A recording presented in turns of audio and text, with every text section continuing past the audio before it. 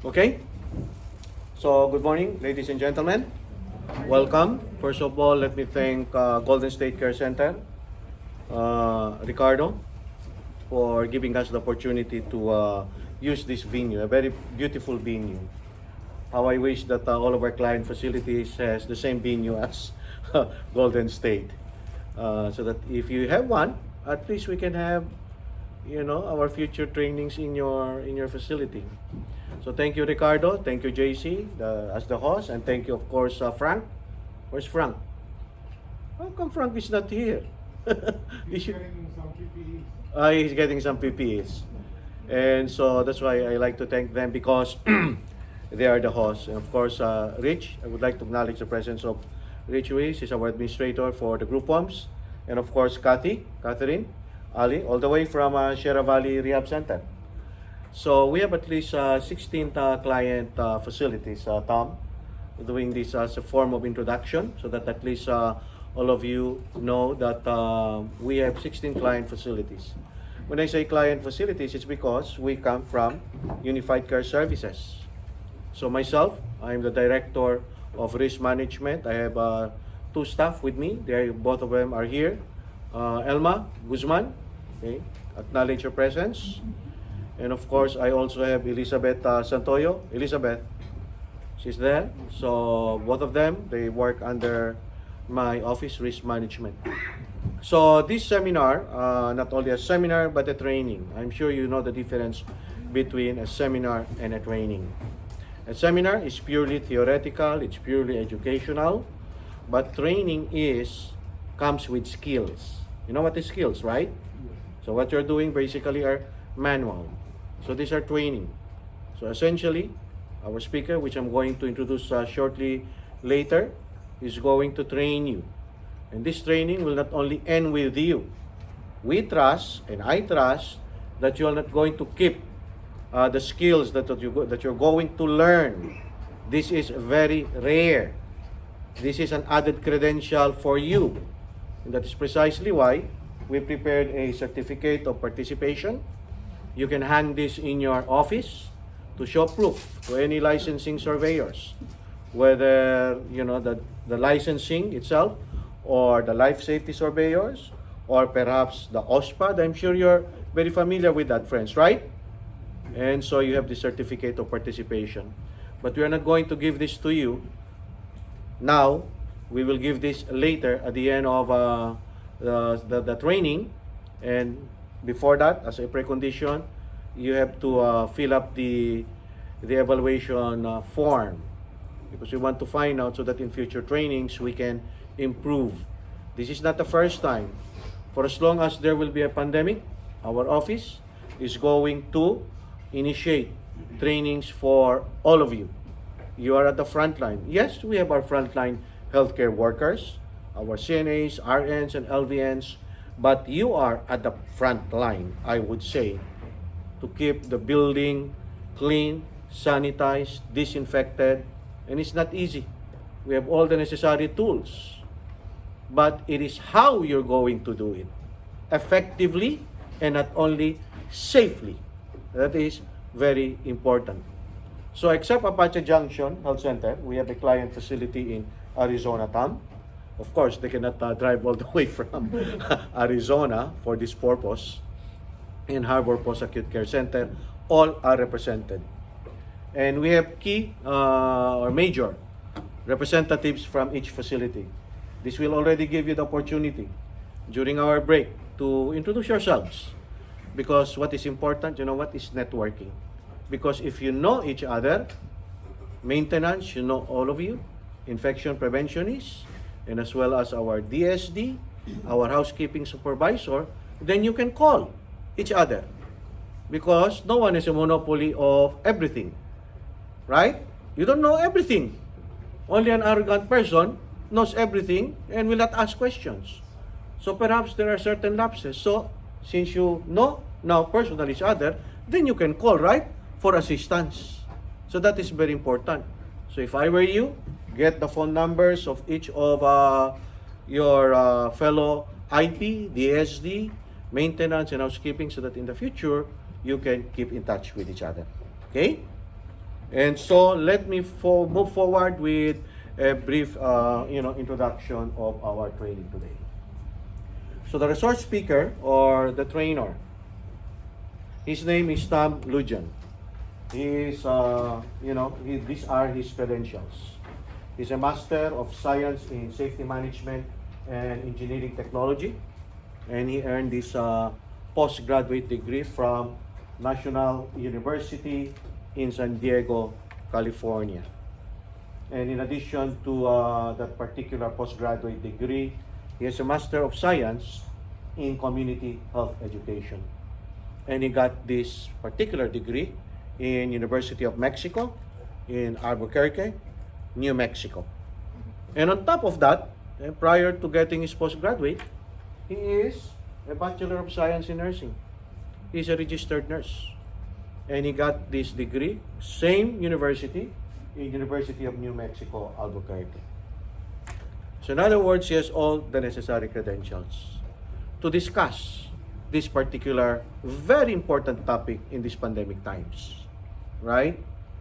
And it is through the courtesy of our workers' comp insurance carrier, Safety National Insurance Company, TAM, where all of you, your workers' comp, our carrier is Safety National.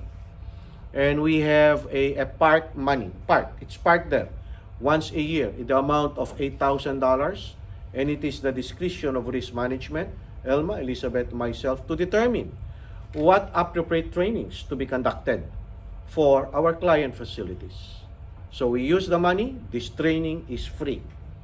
But of course, our carrier is going to pay the company where Tom is connected with, which is Aspen Risk Management, Tom, right? Where is it based? Is it based in... It's in San Diego. In San Diego? Yeah. So Aspen is in Colorado. No. No, that's just the name of the company. Okay. Yeah. Aspen is like environmental friendly. It's clean. Yeah, you see? It's like, especially during winter, right? In Aspen, Colorado. Okay, so let's move forward. So let's talk about the background of our speaker. So he has over 20 years experience in health and safety management. Health and safety management. And you're familiar with OSHA, right? OSHA, Occupational Safety and Health Administration. And there are instances, some were client facilities, Tom, they were inspected by certified health and safety officers. So I would assume they cannot be a certified health and safety officer, CHSO, not unless perhaps, they have the same background as Tom. And so he has that expertise, more than 20 years. And of course, he began his career, safety career at a major regional hospital as safety and health officer responsible, would you imagine, for over 1,000 employees. So in other words, my friends, he is very familiar in this kind of environment. Because all of us, Tom, we are in the long-term care business, right? Skilled nursing facility. We have psych facility, LAC facility, we have Alzheimer. These are challenging residents that we face. And in these pandemic times, we have to protect them. See? And not only our residents, we also have to protect our co-workers. And which is my business, risk management. Our role is to protect you and our workers. The QA clinical consultants that you have, like Aningala, Joe Barce, June Hernandez, Imar Bermudez, they are on the resident. So if there are issues regarding resident, please do not call us. We have nothing to do with that. That is not our business. But for workers, that is our business. And so he has conducted thousands of safety surveys and conducted trainings in numerous topics. So you see, he is the master when it comes to this. I'm pretty sure, Tom, if we're going to invite you to conduct safety surveys in one of their buildings, perhaps you might end up with some deficiency because that is his line. His nursing background provides him a unique perspective in evaluating workplace environments and providing guidance to employers on safety and health exposures. Because what we're talking here is exposure to the COVID. But this is not only for COVID, Tom, right?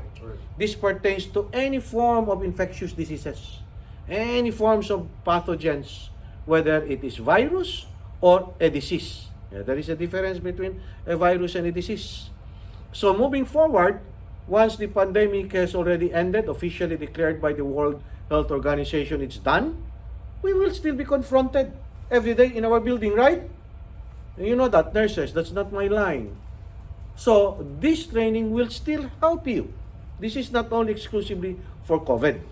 This is for all healthcare associated infections.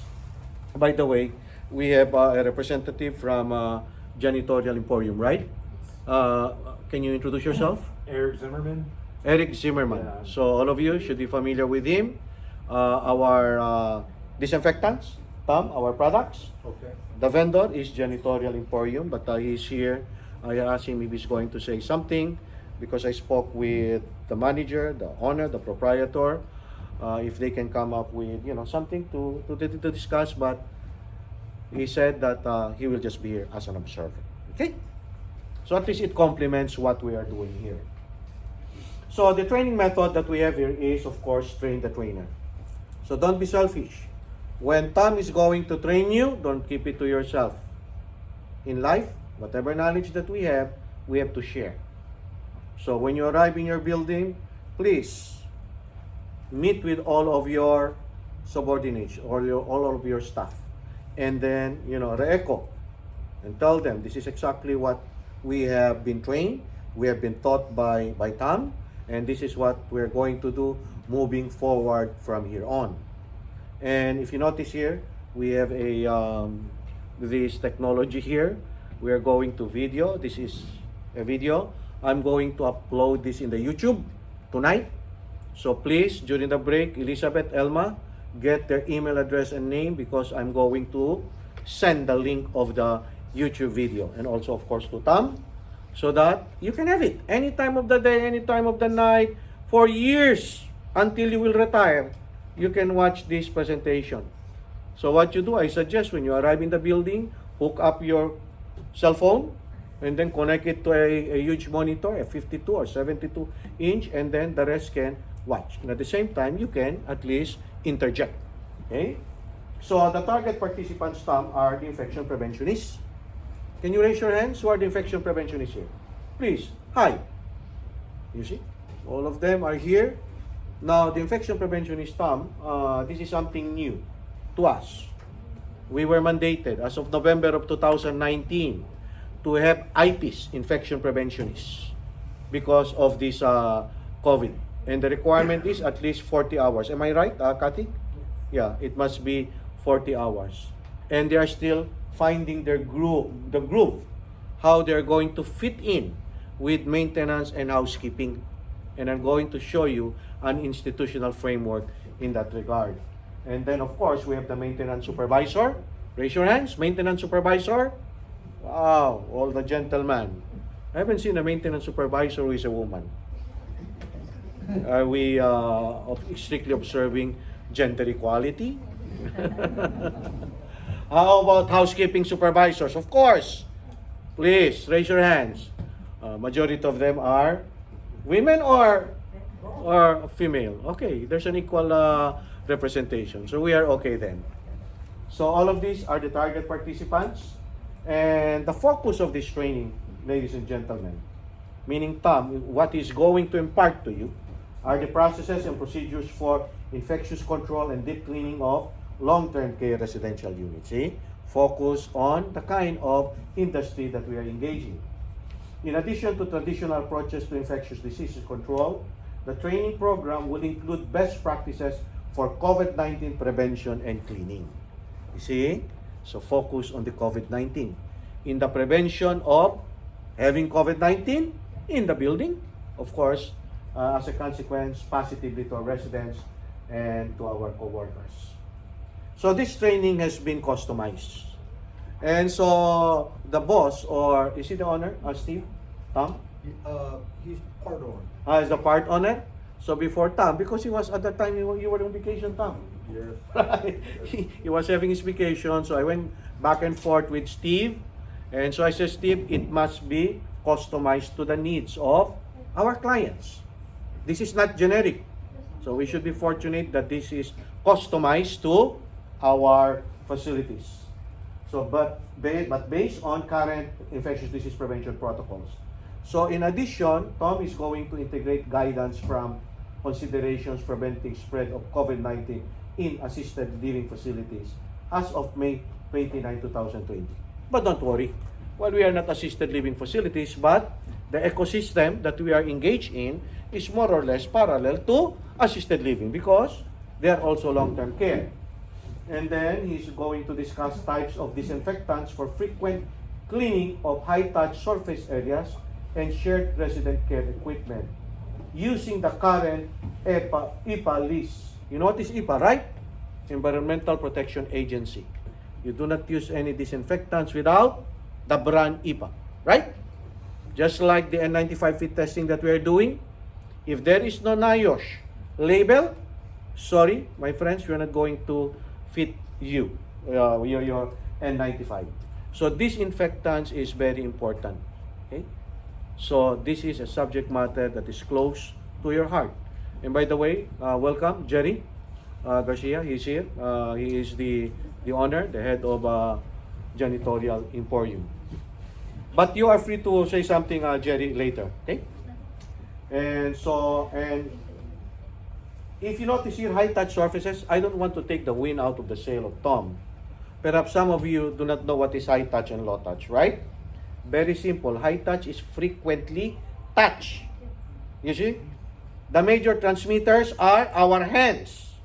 So if you don't wear a glove, you touch the surface, the next person who is going to touch that surface will get the transmission. And who frequently touch the surfaces? It's the residents, right? So they cough, they sneeze, they talk, and even though they will not touch their hands, aerosol borne. It will fall into these high-touch surfaces. So you need disinfectant, and that is the forte of Tom. You know, the kill time. What are the kind of disinfectant that you're going to use? Of course, the opposite of high-touch is low-touch. So your priority is the high-touch. That is very important. And maintenance, very important in that regard. The more furnitures that you have inside your room, the more burdensome it will be for you and the housekeeper to disinfect. So if there are furnitures inside the room that is not necessary, remove them. Remove, please. And then we are also Tom is going to discuss the current standards required assisted living, residential care, and independent living facilities follow environmental cleaning and disinfection practices similar to nursing homes. Discussion of best practices and procedures along with EPA registered disinfectants. However, there is a caveat.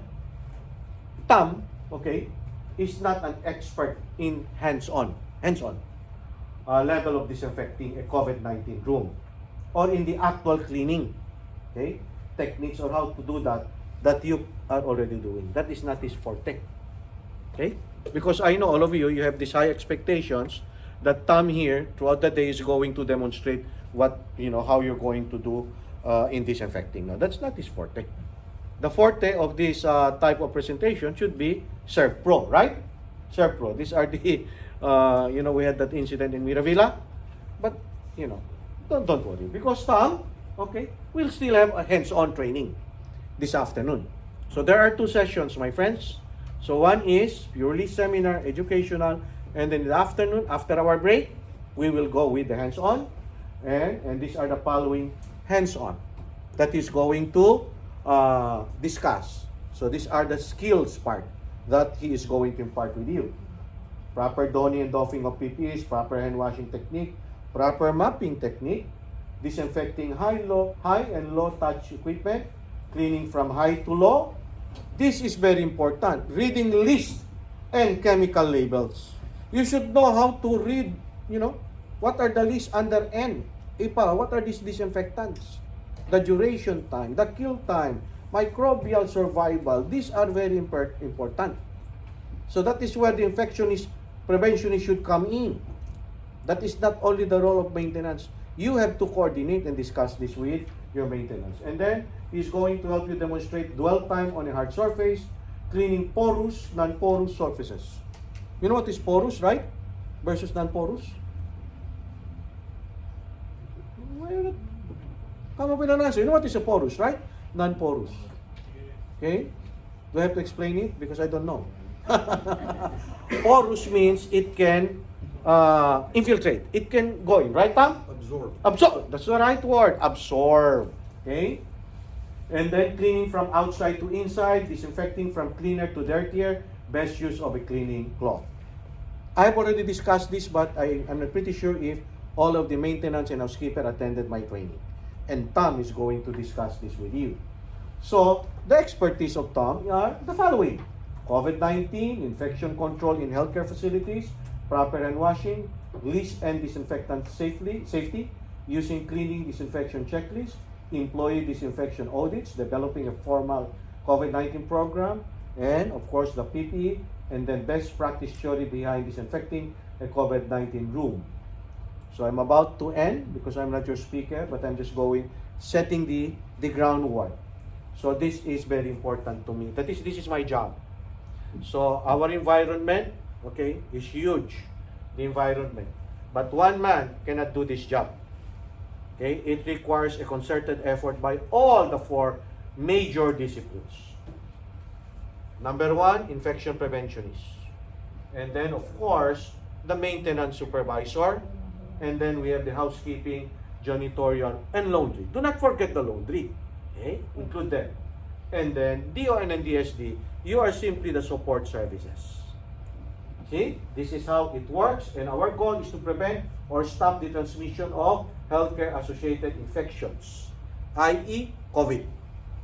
And this is what I want, we expect from risk management to all of our client facilities. It is about time for infection preventionists, for you guys to handle a good grip of the policies and procedures pertaining to infection control. See, we must have an institutional framework. You know, this is an institutional framework, right? Institutionalized meaning we have to put it into action. So the one who is going to head will be the infection preventionists. The role is they're the thinkers. They do the planning, the assessment, and the training. And then the maintenance supervisor, it's like a vice, a deputy, an assistant, logistics. Who buys the products? Of course, the maintenance supervisor. But he will not buy the products, not unless the infection preventionist will be involved. What kind of disinfectants are we going to buy? And then he will also be involved in the assessment and training. Down here, you're not involved. You are the doers. You're the ones at the front line that do all of these things. But they cannot do that not unless these 2 will be involved. You have to train them. Okay? You cannot just give a fishing rod and a bait, go out and fish. You cannot catch the fish. You yourself, you have to practice what you preach, assist them and teach them how to fish. Okay? Do not just talk and talk and talk. Oh, here, this disinfectant. No, you have to train them, show them on how to do it. Please. Okay? And of course, the DON and DSD, they are the support services. So we need an engaged and inclusive maintenance, housekeeping, and janitorial services in infection control. This is our dream. See, you play a very vital role. So finally, these are our house rules. Do not park in that area, front of the building, because of the employees, our vendors. We have a parking lot here at the back.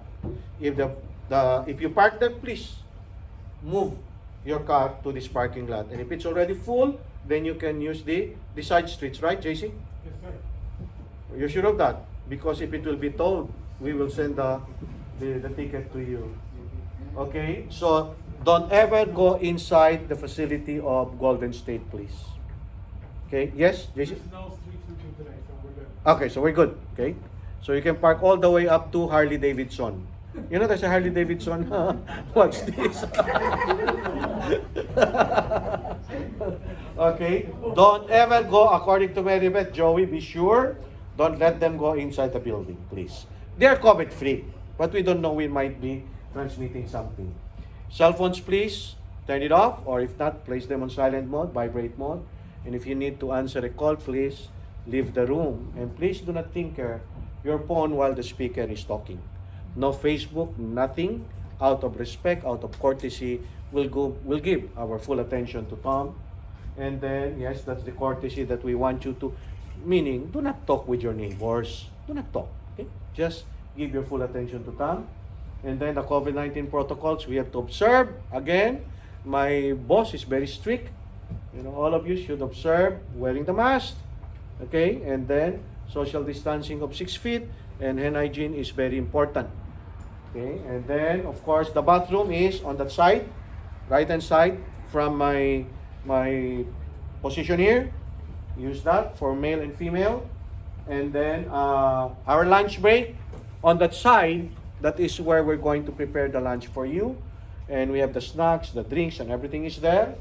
And of course, when we have our lunch break, please fall in line, 6 feet distance. And then the final notes, I already discussed with you. You can have your certificate of participation as a precondition, the evaluation form. So ladies and gentlemen, I love to talk, but this time, I will yield the floor to Tom. Tom? Thank you, Joy.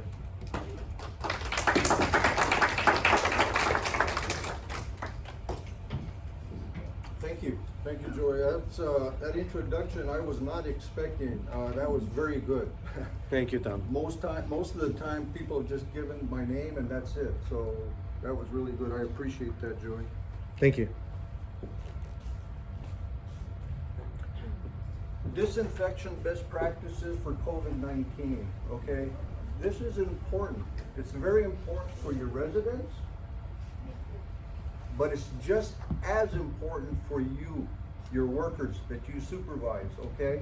I consider that equally important. So there's not much difference. You gotta think about your employees that are working around somebody that may have had COVID or does have COVID-19, okay? And that's gonna be the focus of today's presentation. But I'm glad Joy did say that it's not just, a lot of the things that we're gonna be talking about is just not COVID-19. It's gonna be a lot of what we call HAIs or hospital-acquired infections. But we will have a focus today on the COVID, okay? So let's go ahead and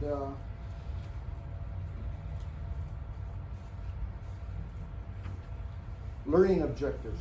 The learning objectives, we always want to have that because we want you to walk away today feeling that you learned something, okay? That's the most important thing. You're probably going to hear things today that you've heard in the past, okay? Maybe hand washing, and you know, we hear that all the time. Personal protective equipment, we hear about that all the time. However, I'm going to repeat it again, okay? So I'm going to repeat it because it's that important. Joey did mention the list N of the EPA. The list N is a list of disinfectants that I looked at. Joey sent me a copy of the disinfectants that you guys are using, and I looked at them. And we're going to talk about that in a little bit. The contact, or we call it the dwell time or contact time. And we'll get into that a little bit more specifically. Disinfectant safety. Sometimes we look at just using a disinfectant and not really thinking about maybe some of the things that might be dangerous using that disinfectant. And we're going to talk briefly about that as well, and how to look at the label, what you need to be aware of, and what you need to do to protect yourself or your employees from those disinfectants. Of course, personal protective equipment, donning and doffing, all that means is putting it on, donning, and doffing is taking it off, okay? So I'll be using that term. I think you've probably heard it, but if you haven't, it's a pretty standard term that we use in personal protective equipment. Basic hand washing, we're gonna go over that again.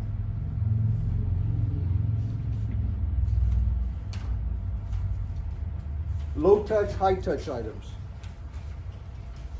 The big one, as Joey mentioned, is going to be the high touch, okay? Those are the items that are in the typical residence room that the resident is touching, maybe the employee is touching. So we're going to look at that. We want you to understand that as well. Disinfecting from outside to inside, okay? Outside to inside, and that's going to be an important part. Disinfecting from the top to the bottom. And also disinfecting from cleanest to dirtiest, okay? So those three principles are ones that I want you to walk away with today that are gonna be very important in this environment that you work in. And again, disinfecting soft porous materials. A little louder? Okay. I'll speak a little louder if you can't hear me there. Disinfecting soft porous materials. It could be like a chair, perhaps, in the residence room. Curtains, those are porous materials, okay? Those are materials that could absorb germs or organisms, whatever you want to call them.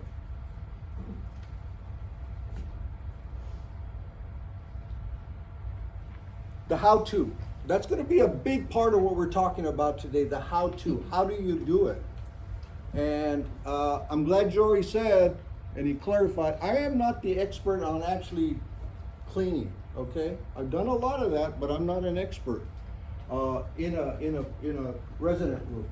But we're going to get more of the things that you guys are going to want to know so you can share with those employees. Proper mopping techniques, we'll talk about that. Deep cleaning, disinfection, we're going to talk about that for sure. That's going to be important, especially after you've discharged a resident from that room, maybe from your facility. And what are you going to do afterwards? Laundering practices we'll talk about somewhat, and then competency training. Competency training is going to be important when you bring in a new hire. Somebody that you just brought on, maybe they have experience, maybe they don't have experience. But you want to make sure that they're competent in what they are doing, what you've hired them to do. So you got to measure that. And we have some ideas and best practices and techniques that might help you with that. We're going to talk about fluorescent markers and ATP monitoring. Those are just new technologies. You've maybe seen them, maybe some of them you use, I'm not sure. But those are technologies that can be used when you're doing competency training or just kind of assessing or evaluating how well somebody has cleaned or disinfected a surface. So those are technologies that we can actually observe, maybe, but be very objective, and not just by looking at something. This gives you more information other than just observation. Oh, that looks pretty clean. This gives you a lot more specific information. Demonstrations, and then a learning exercise with 20 questions. So cleaning, just briefly, is just getting a detergent maybe or a cleaner and putting water on it, putting it on a cloth, and taking anything obvious that's on that surface off. That's the best thing to do before you sanitize or disinfect. So that's basically what cleaning is. You're removing debris, dirt, grease, whatever it is, body fluids, okay, blood.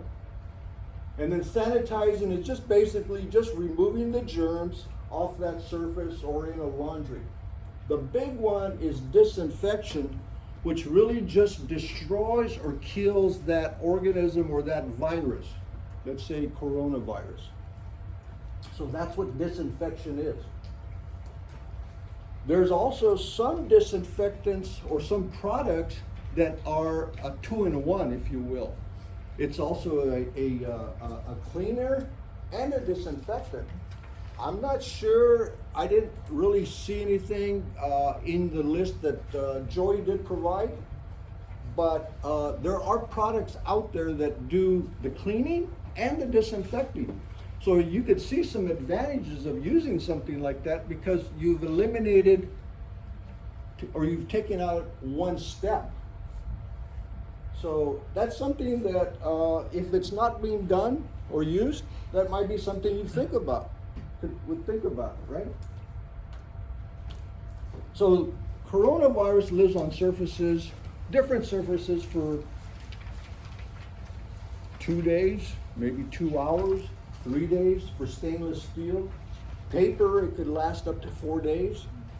There's paper in that residence room and that had coronavirus, maybe that could be living on that paper for up to 4 days. On glass, on a window, it could last up to 4 days. And plastic, it's up to almost a week. So that's information that might help you when you're doing your training. When you're training your employees, you tell them, hey, you thought you cleaned a room, or there's a room and then you thought maybe there still maybe some COVID in there, and it's been 7 days, and they think it's maybe okay, but maybe not on plastic. So we gotta be real, at least have a general understanding of that. Cardboard is 24 hours, and wood is up to 2 days, okay? Virus could remain in the air for up to 3 hours, sometimes longer.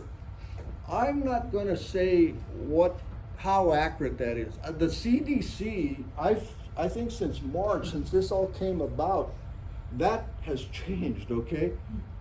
Some say longer, a week or whatever, you know, and I think I've even heard recently where they've said maybe an hour or less.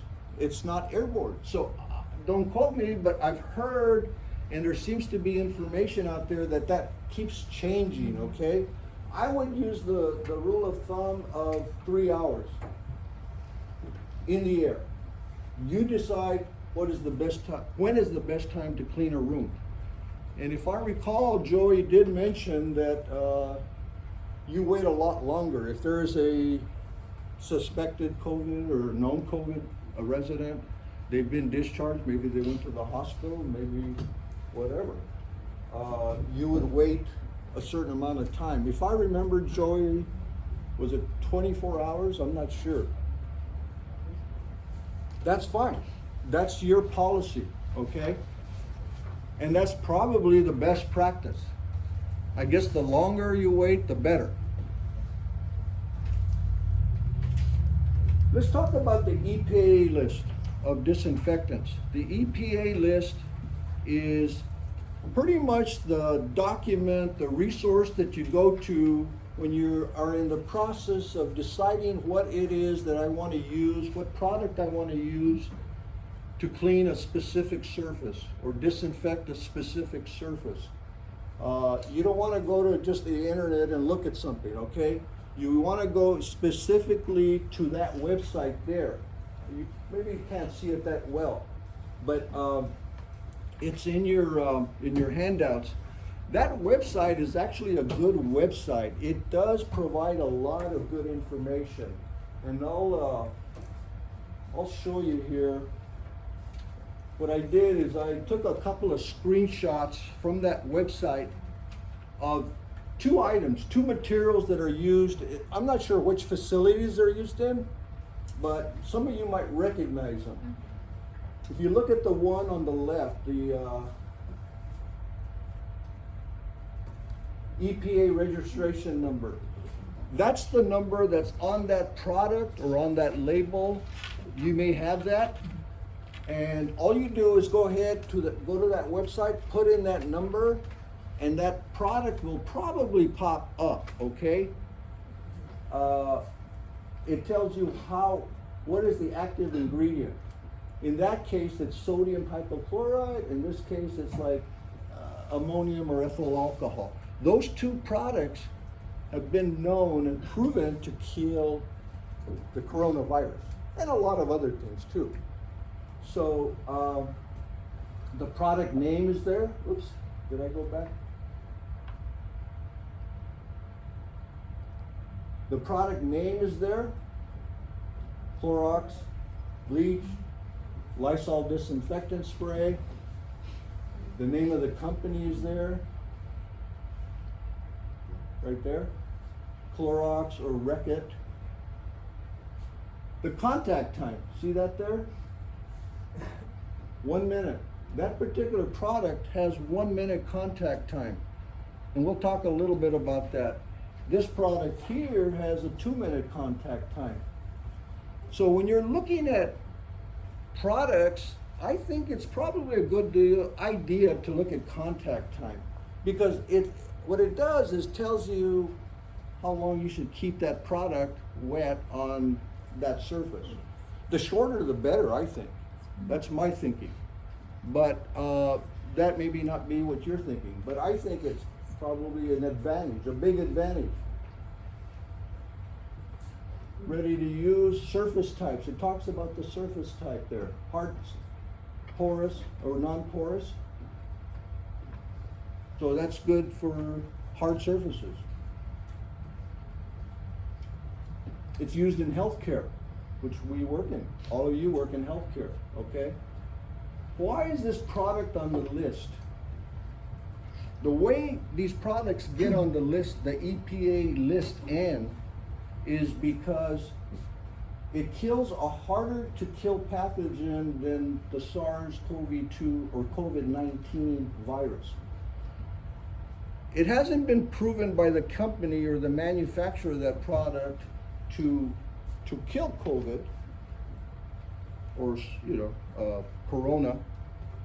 However, it's been proven to kill viruses that are harder to kill than the coronavirus. So that tells them that it's probably going to be very effective in using that in your facility. The other way it gets on this list, if it has been proven to be effective to kill similar viruses to coronavirus, okay? Not necessarily specifically the coronavirus, but products that are very, or viruses that are similarly made up like corona are. So those two things get those products that you're purchasing and using in your facilities on that list. Okay, I think that's probably all we need to talk about on that. So that's when you go to the website, you go to say, I want something from Clorox.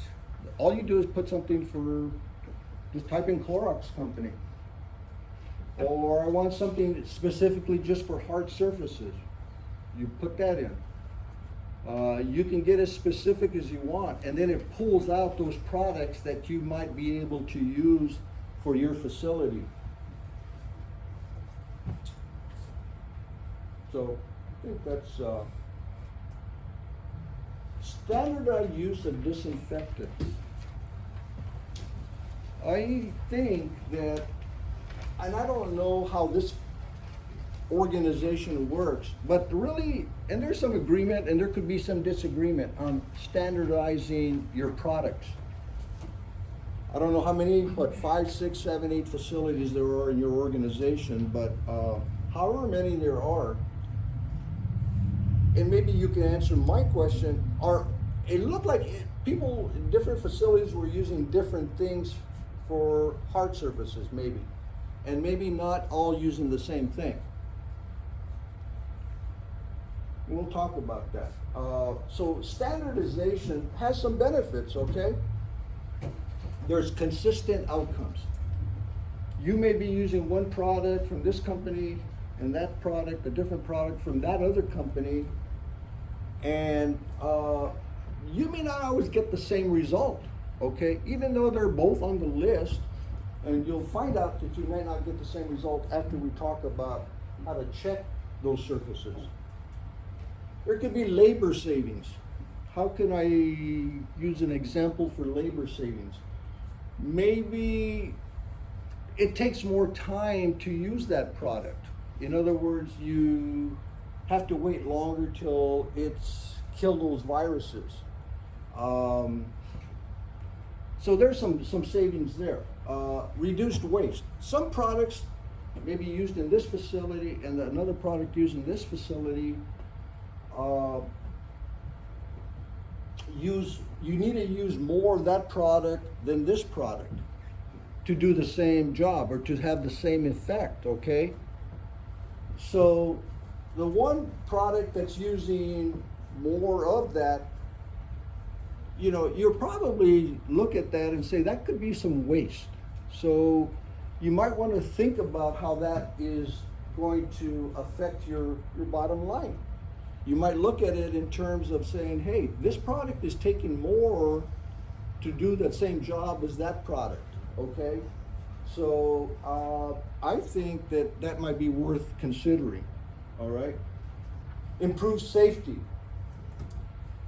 When it gets to the safety of that product versus the safety of another product, you read the information on it, and you may find out that this product is a lot safer for the employee using this product. So maybe you want to take that into consideration.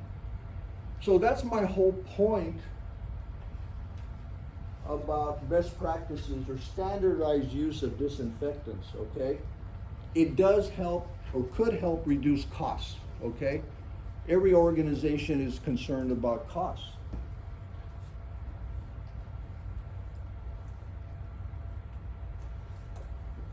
Coronavirus is really one of the easiest viruses to kill, okay?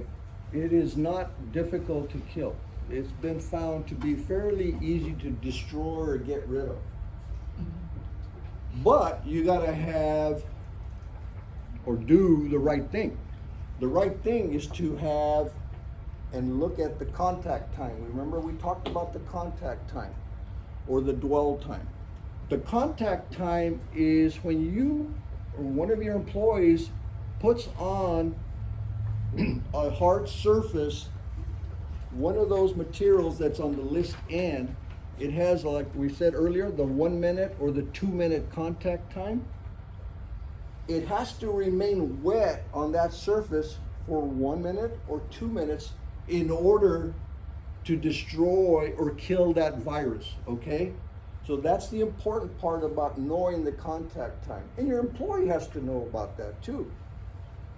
I've seen some organizations actually put on the bottle or maybe the container that they may be using, if it's a spray or whatever it is, 1 minute contact time or 5 minute contact time. It's just a reminder that you have to leave that material on.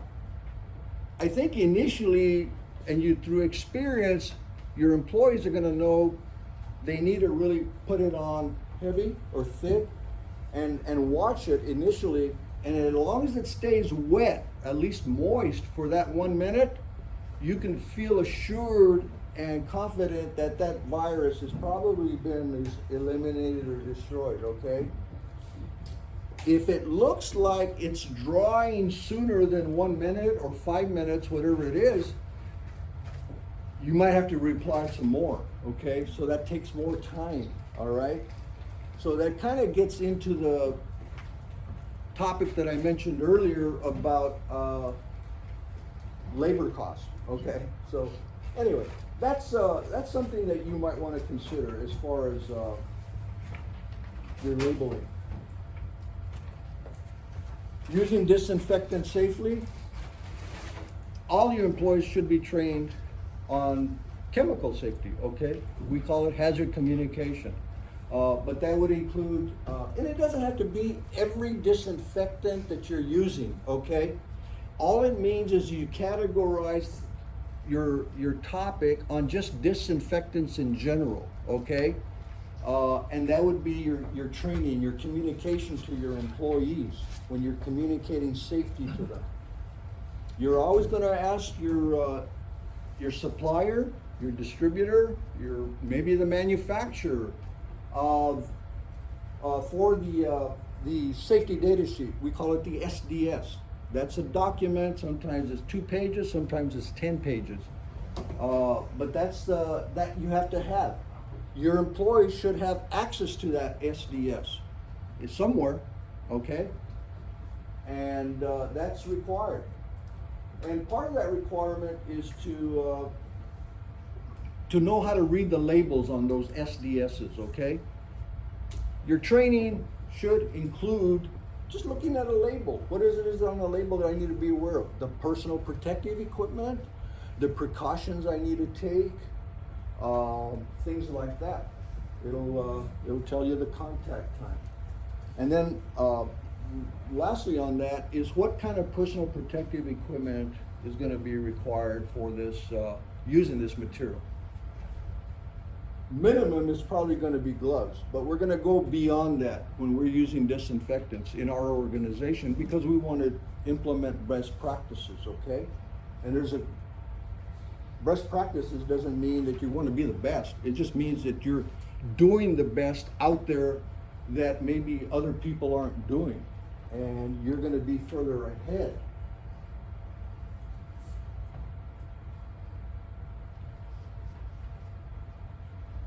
One thing that I wanted to ask about is on PPE, and maybe Joey or somebody here could clarify that.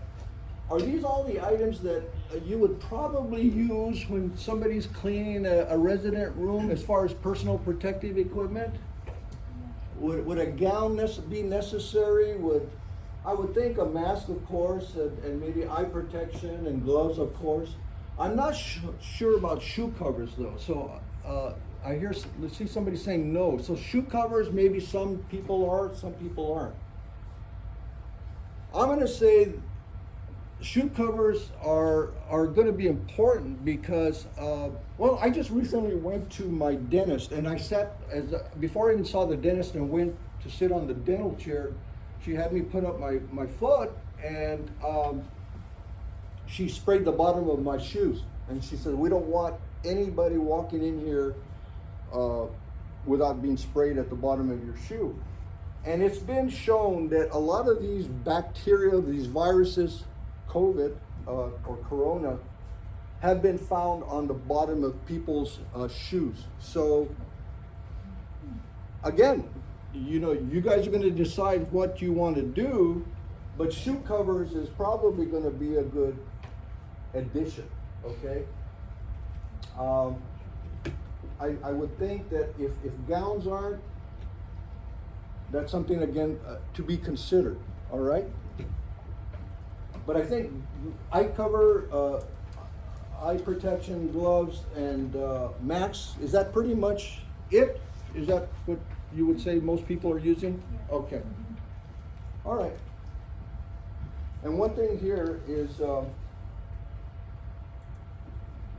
cloth, and I'm sure nobody's doing that, but just in case you ever want to wonder, or you are wondering, cloth face coverings are not considered in the healthcare environment as effective PPE, okay?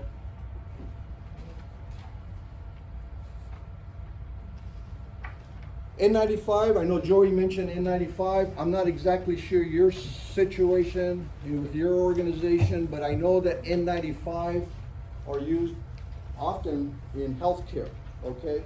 And maybe you've been through this, I'm sure you have, but I'm gonna reinforce this. As far as N95 respirators, everybody's got to be trained on the use of an N95 respirator, first of all, how to don and doff. But before that, they need to be medically qualified. So medically qualified could be done by any licensed healthcare professional. You do a questionnaire. They might want to check your lungs. They may want to check your heart. You know, do you smoke? Do you have any history of heart disease, lung disease? It's an evaluation. And if you're questionable, they may send you to the doctor. They may give you a pulmonary function test or an electrocardiogram. It all depends.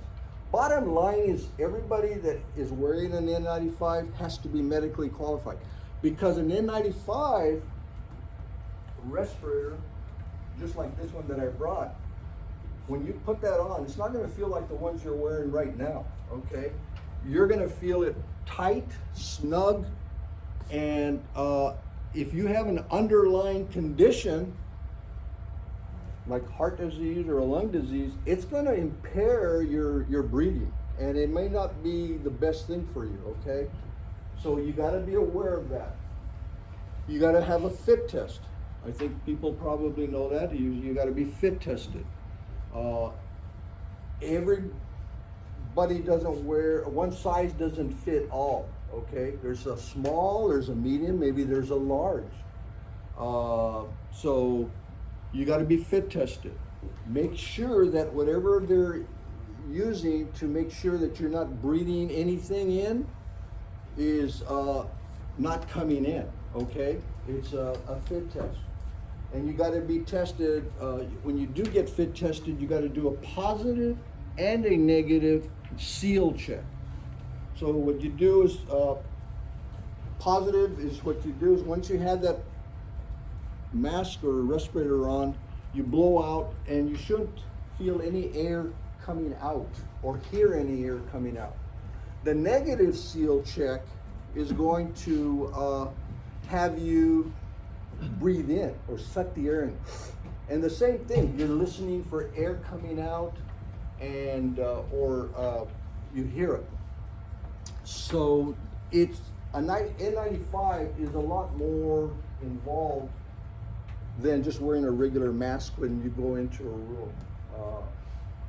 So another thing is don't feel like you have an N95 and you have a full beard or a mustache or whatever, any facial hair, that it's going to be effective. Because when I've done fit checks or seal checks or fit testing in the past, somebody comes in with a beard or unless it's really trimmed, I won't even do it because these viruses are so small, micron size, that even a little bit of facial hair, even though it fits tight, they're going to get through. So you're not protected, okay? So those are the things that you should think about there as well. One thing that I wanted to point out here is that N95 respirator can actually be reused, okay, up to 8 hours, but only for that one resident, okay? You don't think that you're only going to use it for 2 hours and then you're going to go into another resident room and use it for 6 hours and now you have your 8 hours and now you can throw it away. It doesn't work that way. That one respirator is good for 8 hours for that one resident, okay? And I just wanted to make that point that, you have to go in that room again later. You have to use the same respirator. It doesn't mean you have to start with a whole new respirator, okay?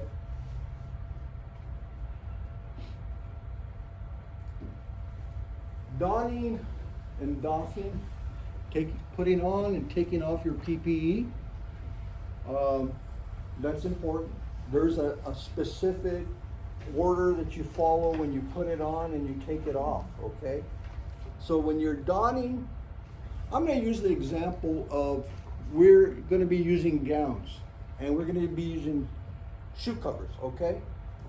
This doesn't show the shoe covers, but I'm going to talk about that, and I want people to understand that there's a reason you do it in that order, because it's for your own protection, okay? Before I do that, what's the first thing you do before you even put on your PPE? Yeah, you wash your hands. Perfect, okay? That's always something you want to do. So let's assume that we use all 5 of those PPEs in our facilities. First thing you want to put on is your shoe covers, okay? As far as donning, after you wash your hands, is your shoe covers. It's not showing it here, but I'm mentioning it. Then the second thing you always want to do is have your gown, and then the third thing is you're going to want to have your mask, and then the fourth thing is your eye protection, and then last is always your gloves when you're donning, putting on your PPE. When you finish that room, everything has been done that you've been expected to do from your checklist, your housekeeping checklist. Last thing you're going to do is, before you even leave, is you're going to doff the PPE. You're going to take it off. And always the first thing you take off, well, it's usually the gloves, but we're going to say, in this case, we're going to always want to take off the shoe covers, because that's probably the dirtiest thing next to your gloves after you've done everything and touched everything. So I would take off your shoe covers first, your gloves second, third would be your eye protection, your mask, and then after your mask, you're always going to want to wash your hands again. That's probably even more important, is washing them after as before, but both you should still be doing. I'm going to mention something here. Again, it goes into best practices. There's some organizations that, down here, right in between here, your gown, and then touching your face, right here, they add another step of hand washing. Okay? I know it sounds like a lot and it sounds kind of crazy, but again, it's their description of best practices, okay? Because you've touched a lot of things, and before you want to get close to your eyes, your nose, or your mouth, they do suggest washing your hands before you doff your eye protection and your mask, okay? Again, that's a decision every organization has to make on their own.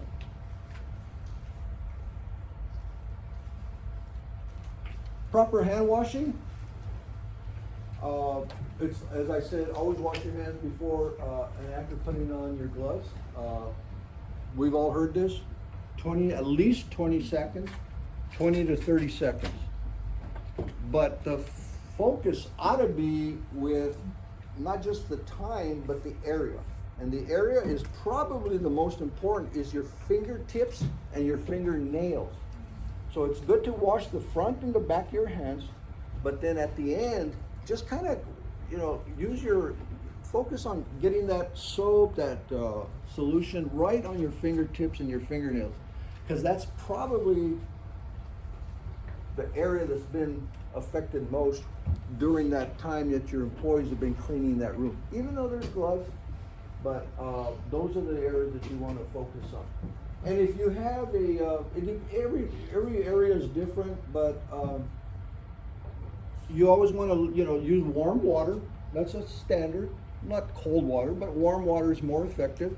And then of course, don't turn it off with your hand. It's best to get the towels that you dry your hands with, and then turn off the faucet with your towel, and then throw away the towel. And now you're done. You can leave. Okay. So that's preferable. The EVS checklist, I'm sure your organization has whatever checklist they use. Everybody uses something different. The point is it has to be standardized to daily cleaning and disinfection for your organization. It probably should identify what you're going to do in all the rooms. Everything that you're going to clean, everything that you're going to disinfect. Identify the time needed to finish a room. Are there times, limits that you have when you have a housekeeper clean a room? Do you give them the time? Is there a standard that you have? Not really? Okay. That may be part of it, it may be not. Again, it gets into the area of productivity, but that's fine. The checklist should focus on cleaning the high-touch items, how to handle the trash, how to handle the laundry, what you do with all that. So the checklist is very important. It ensures that that person, the housekeeper, is doing everything on that list. And you want to look at that list and say, hey, maybe I should change that list a little bit. Maybe they have some ideas, so ask them. Maybe we don't have to have that. Maybe we don't have to do that. Sorry to interrupt you, but this form, this checklist, do you have it?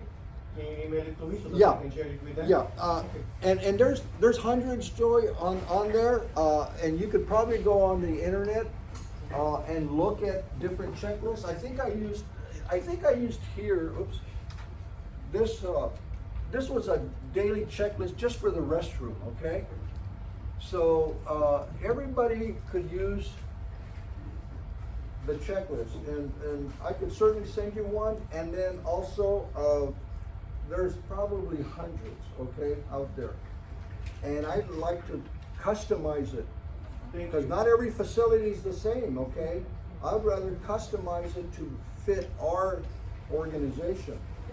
So that gives you the ability to accomplish and do what you want to do and do it effectively.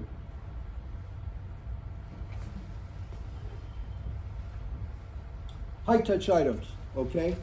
That's really important. There's gonna, low touch, we said earlier, and then high touch. But some of those high-touch items are pretty obvious. Those are the items that you see here on the right. The light switches, those are touched all day long, okay, by different people. The sinks, the handles on the sinks there, the telephones, the call button, the bed controls where you raise or lower the bed, those are touched by the resident all day long, and maybe the assistants. The bedpan cleaners, the handles, the commode chair, the grab bars in the bathroom, those are held and touched very regularly. And of course, door handles.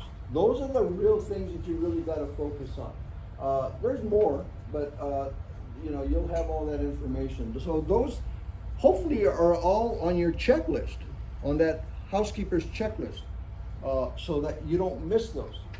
It would be unfortunate if you didn't have that on your checklist and you found out later that that organism, that coronavirus, whatever it is, was found on one of those high touch items that you didn't have on your checklist, okay? I wouldn't expect that to happen with your organization, but nevertheless, it needs to be on that checklist so you don't miss it.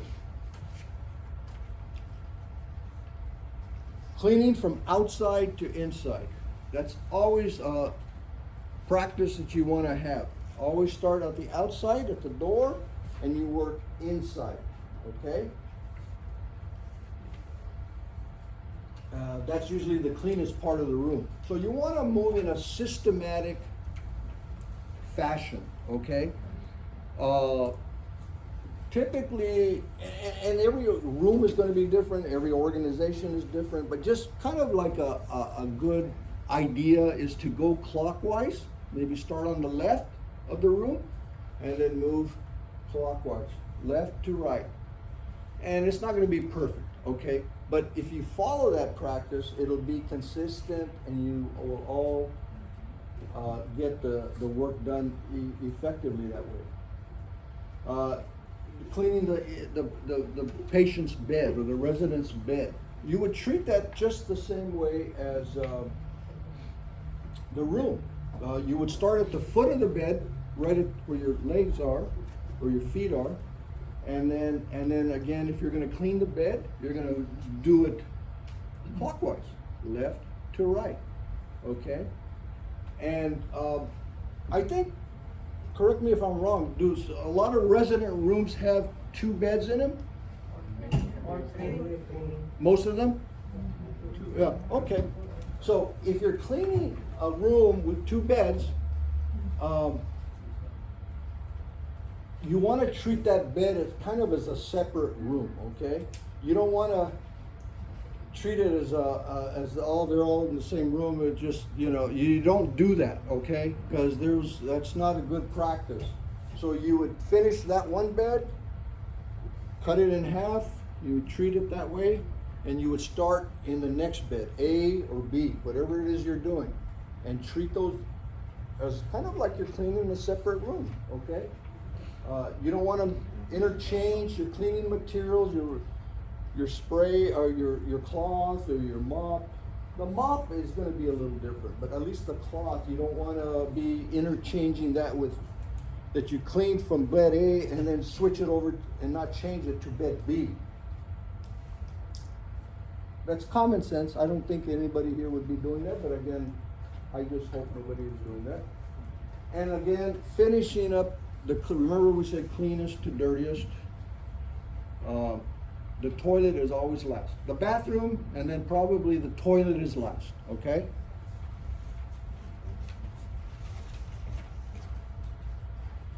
high to low, or top to bottom, okay? That's another principle or practice that we want to keep in mind when we're doing a room.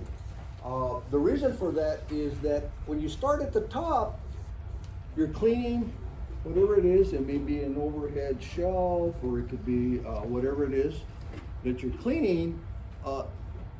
Something may be falling down, and it's going to end up on the floor or somewhere else lower.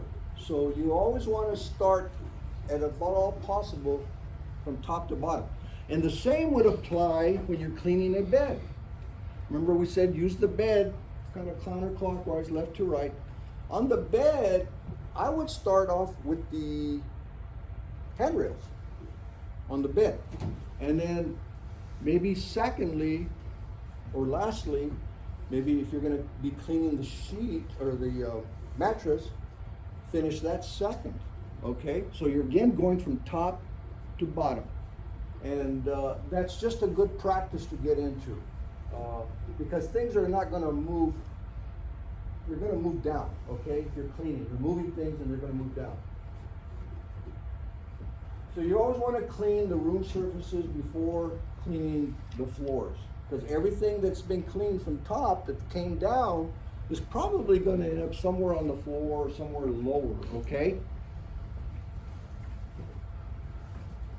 And then last is to clean the floors that from everything that you all cleaned earlier that fell down. So that's kind of, not sure your exact practices, but again, that's probably a good practice to follow. Again, cleaning from dirtiest, or from cleanest to dirtiest. So you should always begin from cleaning the cleanest objects, which maybe be the low touch, and then move to the high touch items. But the same applies in the room, cleanest from dirtiest. The dirtiest is probably gonna be the bathroom, so again, that's gonna be last.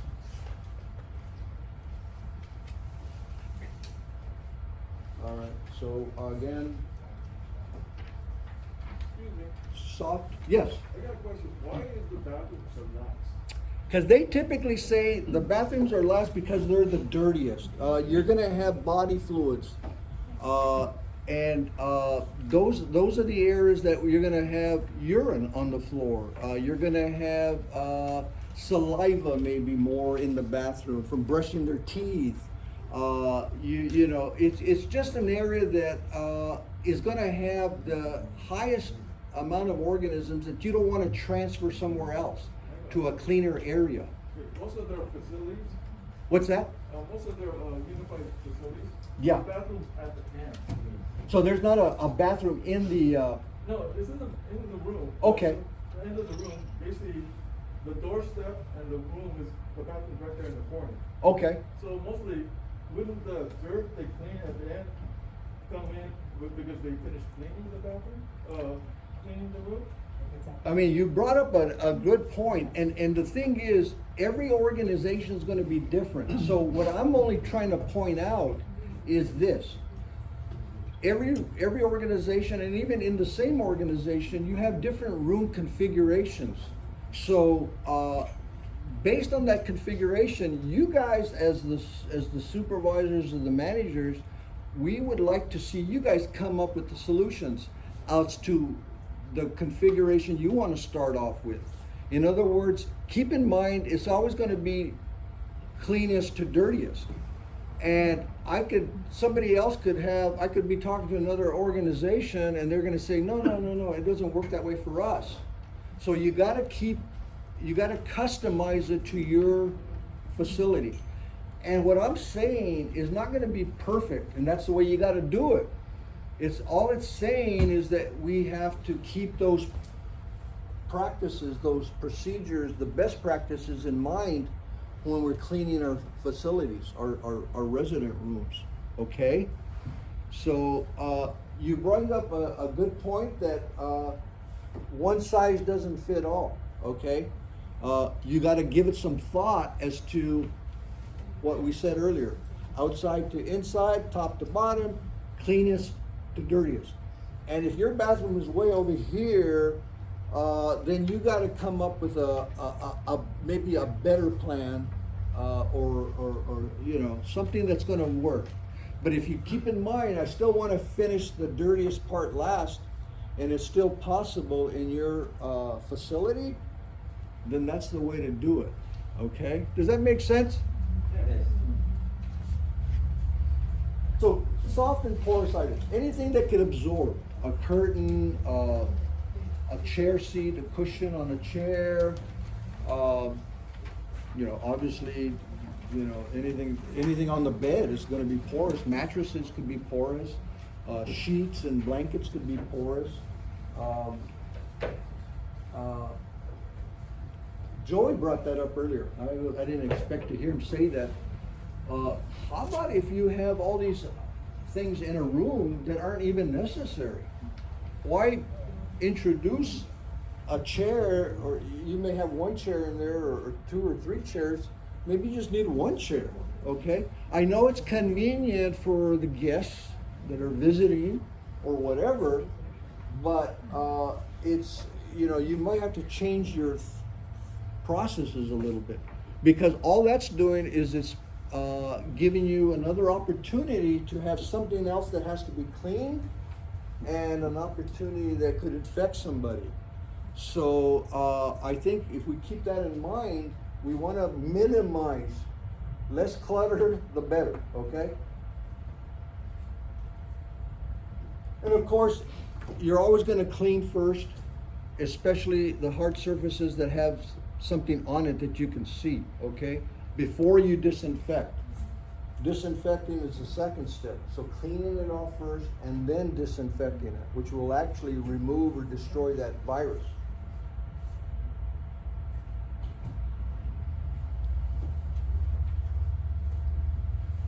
There are actually very few products that are used, that have been approved, that are on that list N for soft or porous surfaces, okay? I looked a couple of days ago on that list N, and I think there's a little over 30, okay? So you are having some limitations as far as the products available for soft surfaces, okay? Or porous surfaces. They're out there, but again, there's not a big, large choice of materials that you can use that are approved, okay? And some of these soft surfaces maybe would be better off if you're just laundering them, okay? If you can. Instead of disinfecting or cleaning them, just laundering them if it's possible. But going back to the other point I made earlier, if that soft surface or that hard object that's not needed in that room, get rid of it.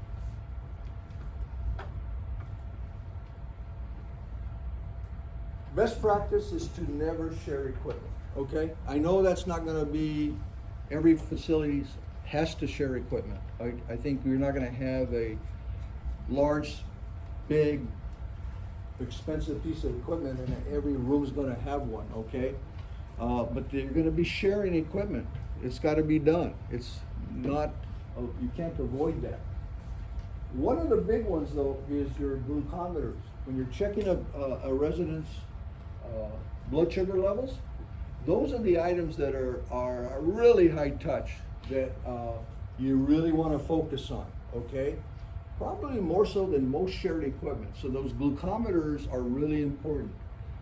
I know that a lot of the housekeepers, I don't think the housekeepers are cleaning that, but maybe the IPs are going to be wanting to, you know, however, is that the assistants that are maybe doing that, the MAs or the nursing assistant or the nurse, okay? Those are the things that they need to focus on. Again, the stethoscopes, the pulse oximeters, the, you know, writing materials, the blood pressure monitors. I don't know if you use mobile workstations, but those are the things that are shared, and those gotta be cleaned and disinfected. But those are probably the responsibility of the nurses or the nursing care, right? The non-critical items are really those items that they're important, but they're not coming in contact with the face, the nose, the mouth, the eyes. They're only basically, for the most part, coming in contact with the skin, okay? So those are things like blood pressure cuffs, the walkers, the boards, the other items that you see there, anything else. But they should at least be clean, okay? And if you want to disinfect them, then that's perfectly fine. The how-to of cleaning and disinfecting. These are guidelines for disinfecting a COVID-19 room, okay? Guidelines. Guidelines that we take into account or best practices. We had talked about earlier, I think, your organization does, if there was ever a outbreak in a room of COVID-19 and that person either expired or they went to the hospital, they needed hospitalization, your housekeeper is going to go into the room, you know it's been diagnosed as positive, and when is it safe to go back into that room to clean it? Well, we talked about it being airborne earlier, remember? 3 hours, 10 hours, we don't know, okay? But if you use at least a minimum of 3 hours, I think anybody's probably gonna be, the CDC would be okay with that, okay? If you use 24 hours or 12 hours, maybe that's even better, okay? If you don't need to turn over those rooms that fast, like a hospital does, they turn rooms over like that, they may have a problem doing it every 24 hours, okay?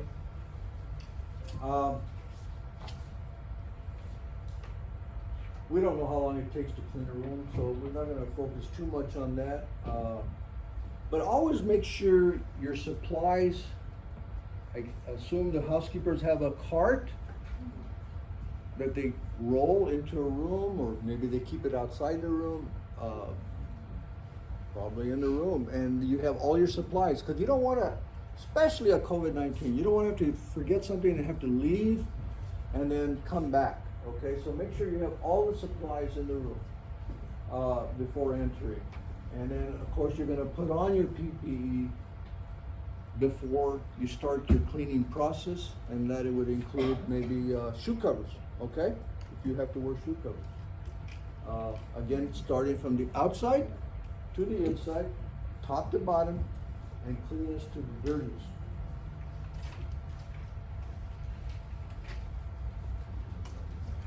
And then we talked about start on the left side and then move in a clockwise fashion. What is it? Daily cleaning? Is that pretty standard in a room? Yes. Okay, daily cleaning, okay. Some people may want to do it more, that's up to you. Maybe the second time it's just a 5-10 minute clean, but at least daily is a good practice. And then focusing on the high touch items, of course. Cleaning those surfaces that have obvious body fluids or are obviously dirty before you disinfect it. And of course the walls, if you want to do that, the blinds, the curtains that are visibly dirty where hands are making regular contact, okay? Walls, but maybe like curtains, you know, there's a curtain that separates those two beds in a room. That area where you typically grab that curtain, that's going to be kind of a high risk area where people are contacting the nursing staff or whoever is going into that room to open and close that curtain. So that's an area that has to be looked at as well. Don't know what kind of mops you use. I know microfiber mops is becoming more popular. If they're the string mops, I don't know. Maybe we can find out later what you guys are using. I see a microfiber mop there. That's good. Wet or dry.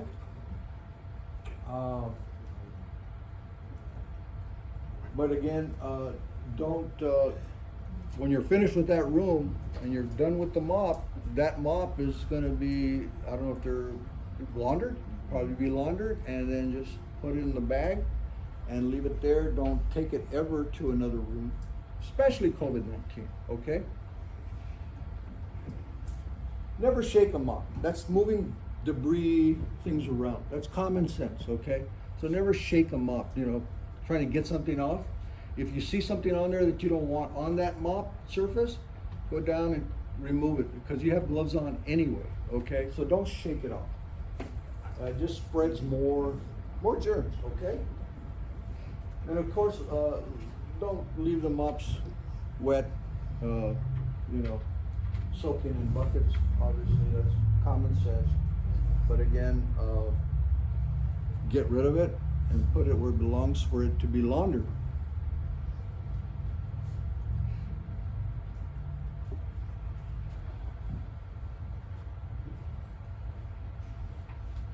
Okay, we're going to talk about cleaning cloths.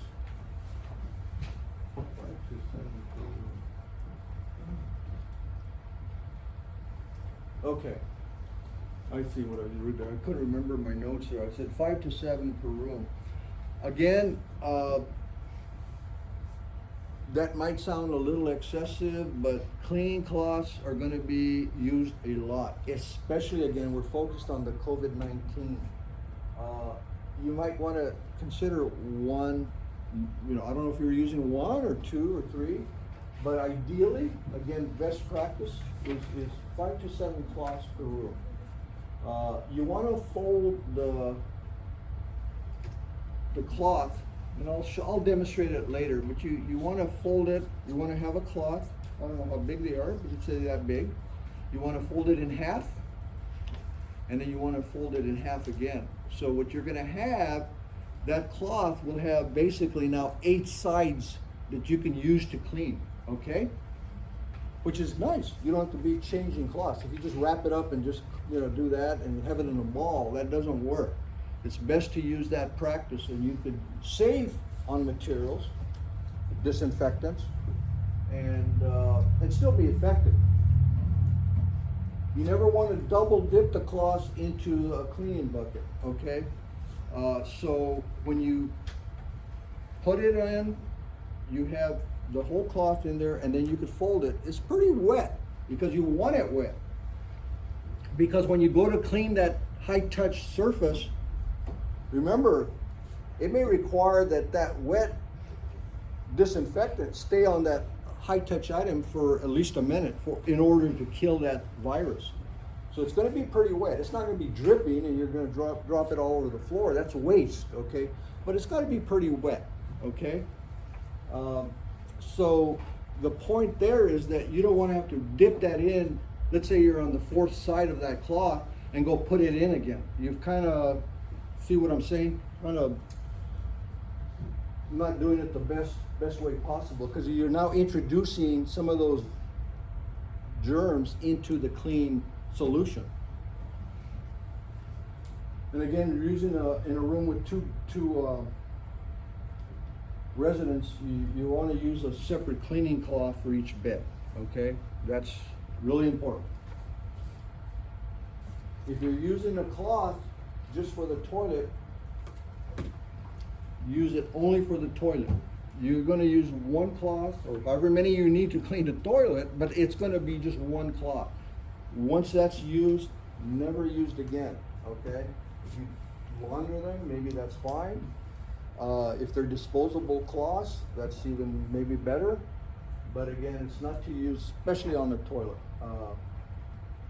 And that's not just for COVID-19, that's used for a lot of infectious diseases, okay?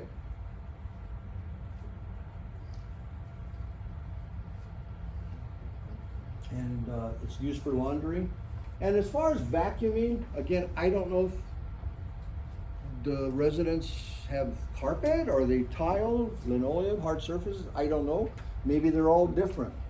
But if you're doing vacuuming, again, we're talking about focusing at least on COVID-19. Turn off any fans. You may consider opening up outside windows, okay?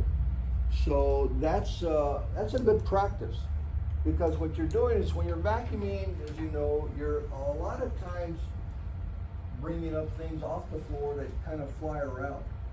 So you want to have the best ventilation possible when you're when you're vacuuming, okay?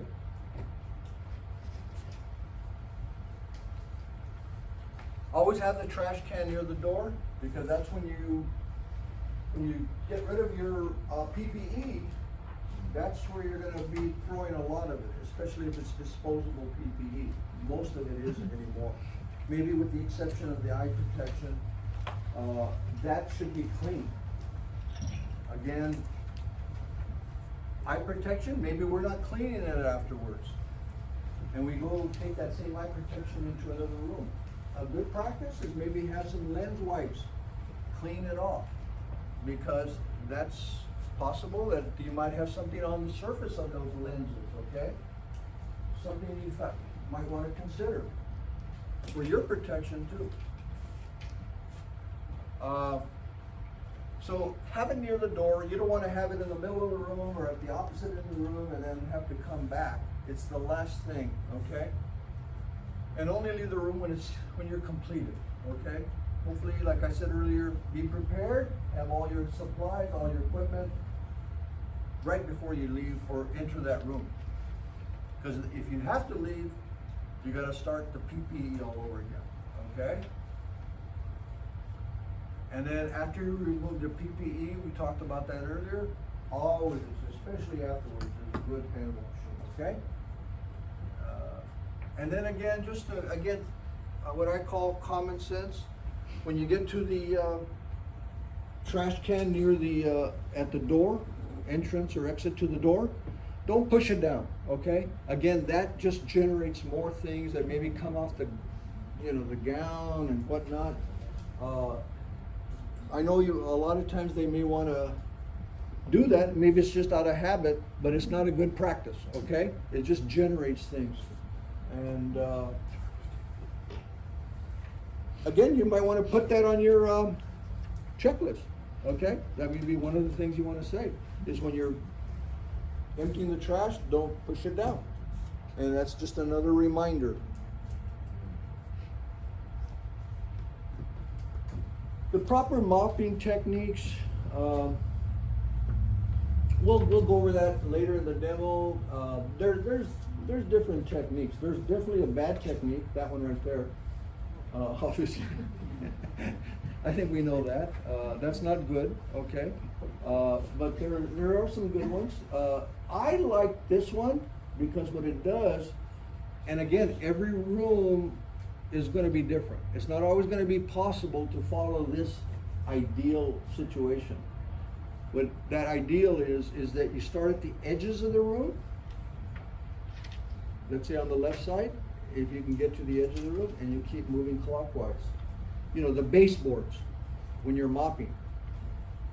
I understand, that's not always going to be possible, okay? But get as close to that as possible. And then there's this thing. I think these two are very similar. It's always going to be what we call like a figure 8. Everybody knows that, right? The figure 8, okay? It's that technique that you use because that gives you, and you know how far it is, and then when you start the next section, you go over to that next section because you can still see it wet on the floor. And what you're doing is you're covering pretty much every area if you use that figure 8 concept, okay? And then one thing I will mention here, because I've seen this a lot in healthcare. People have lost their careers slipping on a floor that didn't have a wet floor sign. And that is very important, okay?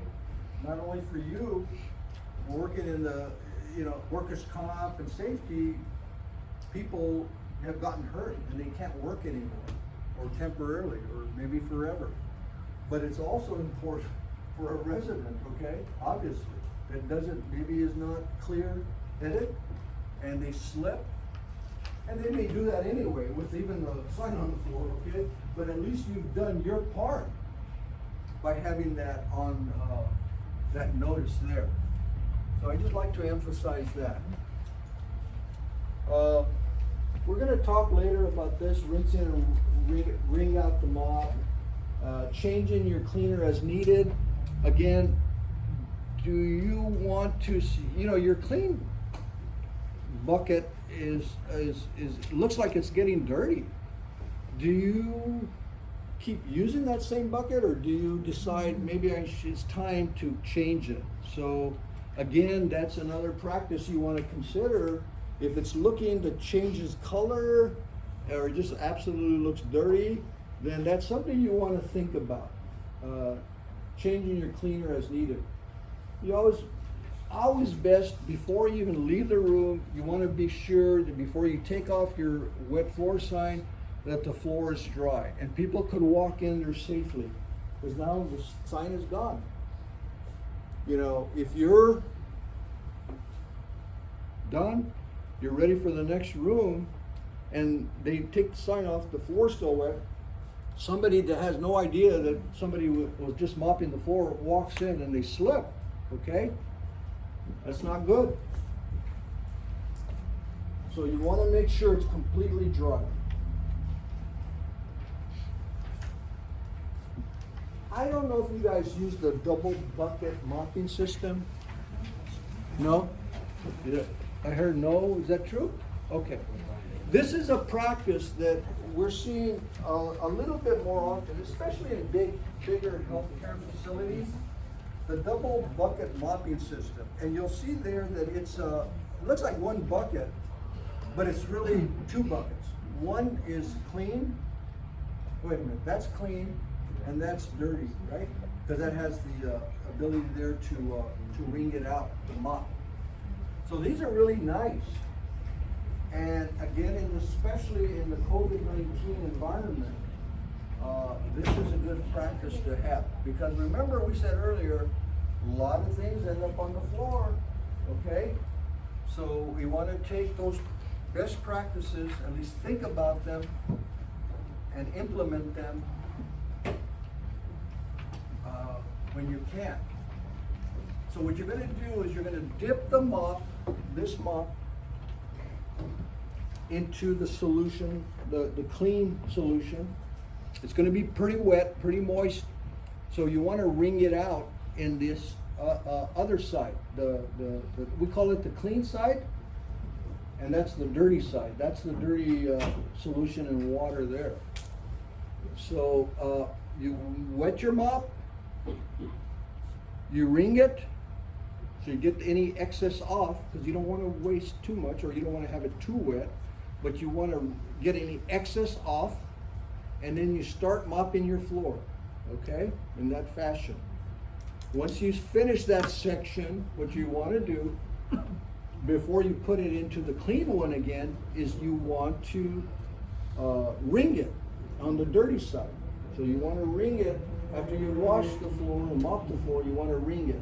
There may not seem to be a lot, but you're getting stuff off the mop surface into that dirty side. So once you've wringed it, you're good. So you start the process again and dip your mop that's already been wrung, is put it back into the clean side. Wet it, and then start your mopping process again. And then after you're done, you wring it again. So again, it's a new system. If you haven't thought about it, it's there, and it seems to be working, seems to be getting popular, but everybody's different, and they will start maybe adopting that practice and see if that is going to work for them. Okay, so deep cleaning, there's no scientific, well, let's start out with deep cleaning, okay? Deep cleaning means something different to every organization. There is no standard method of what we call deep cleaning. We all have this concept of deep cleaning as, oh, that you're doing deep cleaning. I know ServPro may have their concept of deep cleaning. Their competitors may have their concept of deep cleaning. So whatever you as an organization decide to do as deep cleaning, that's what you're going to do, okay? EPA, CDC does not have a standard that you can go to of the EPA standard for cleaning or deep cleaning a COVID-19 room and say, these are the steps you gotta take. It doesn't exist, okay? It doesn't. So I want you to understand that a deep cleaning is what you consider deep. What you consider deep may not be deep for another company. Or what you consider deep to another company may mean that that's not very deep. We do deeper than that, okay? So there is no scientific or standardized definition for deep cleaning. I want to bring that point up. It means something different to different organizations. There's no specific protocol that you would follow to do a deep clean room. There's not a perfect method that you use. As I said, every organization decides what they're going to do to deep clean a room. You don't need any special disinfectants to deep clean. Obviously, you want to have that list and product. That's important. But you can use different list and products to do a deep clean, okay? You don't have to use a specific product. And, but a deep clean, of course, means you always want to do the general stuff that you do, high touch items in a room. So those are always done. So deep cleaning, you may decide to also clean less touched items such as windowsills, walls, things like that, ceiling vents, the curtains, the blinds, the television set, overhead lights, that you may decide you're gonna do when you do a deep cleaning. Those are items that you typically wouldn't clean, right? Most likely, maybe you do, but maybe not the vents and the windows and things like that. If you're doing that, that's great. But a deep clean, maybe you decide to add to your deep clean and incorporate one of those. Now we're gonna do the ceiling vents or the blinds, the window blinds, or the overhead lights, okay? So you could add that to your deep clean, okay? If you're not doing that, and you say, I wanna have a deep clean process, well, we're gonna add these 3 or 4 items to the list. We had said earlier, a deep clean could be, to somebody, may just be taking everything out of the room. Yes? If I may interject, yeah, so typically a daily cleaning should take only about 12 to 13 minutes per room. Right. A deep clean's gonna be 30 to 45 minutes. You gotta work with the nursing staff, you have to have the patient out, because you're gonna strip the bed, you're gonna clean the mattress. You can't do that on a daily cleaning. You're gonna pull stuff away from the walls to get at the baseboards behind the, that's the kind of stuff that for us, constitutes a deep cleaning. Right. And that should be typically done once a month per room, a deep clean, and Right. then daily clean every day, obviously. Right, right. So that's just kind of the difference Yeah. for what we interpret. Yeah, your company has their definition of a deep clean. ServPro has their definition. I'm dealing with a company right now, dealing with a leak on my concrete floor, my slab. We had some water damage and they're gonna have to do some cleaning up. Their system is gonna be different than somebody else's, okay? They have dehumidifiers in the room and taking things out of the room, and everybody has their own thing. But I just wanna be clear, you follow the guidelines of the company that you're working with. You might add to that, that's fine, but like I said, a deep clean has different definitions. But again, I said taking everything out of the room. You might want to do that. You may say, I'm going to take the bed out, we're going to take out chairs, we're going to take out curtains, we're going to, do this, we're going to do that. You do whatever you want, okay? That's the bottom line. And so what I'm saying there is that's really a deep clean. You're cleaning ceilings, you're cleaning walls, you're, carpet, floors. If you're gonna clean the carpet, you may wanna do a steam clean, okay? Which you typically do as a steam clean of the carpet. So you may want to steam clean.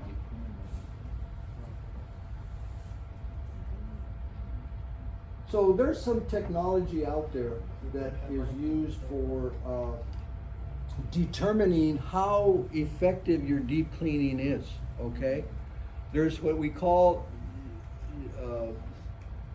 UVC. UVC is ultraviolet C radiation, and they're just little wands. They're just like a wand, like that. Not very big. And what those wands are is radiation has been shown to kill viruses and bacteria and organisms that are out there. But you could use this, and you just scan that wand for 5 or 10 seconds, maybe over those objects that you consider high touch items or dirty items, and you can use that. And that's been effective in really cleaning out or disinfecting a room. So you can use that UVC technology that's available out there. You can do the hand manual cleaning with the disinfectant, and if that's what you decide as a deep clean, that's your decision, okay? But then if you want to take it another level up, you can get those wands. Another method is this, that's just a brand there, but it's called, they're foggers or misters, I guess you can say. They're VHP, that's what I was looking for. VHP is vaporized hydrogen peroxide. So what that one there does is it has that solution, and maybe you've seen it before, maybe on TV, is it just generates like a fog or a mist, and you just leave it in the room or you put it around the room, and it's generating this fog, and it's pretty much, again, disinfecting that room. So you might want to add that to your practice of deep cleaning. That is something that is being used as well, okay? I'm not saying for every room, but I'm saying is for a room that maybe had a COVID-19 patient, okay? Is that something that could be used on curtains or drapes? Yes, the fog is, because it's absorbed, okay? A curtain or a drape is absorbed, and, but remember, you gotta use on a drape or curtain, something that's absorbable or porous.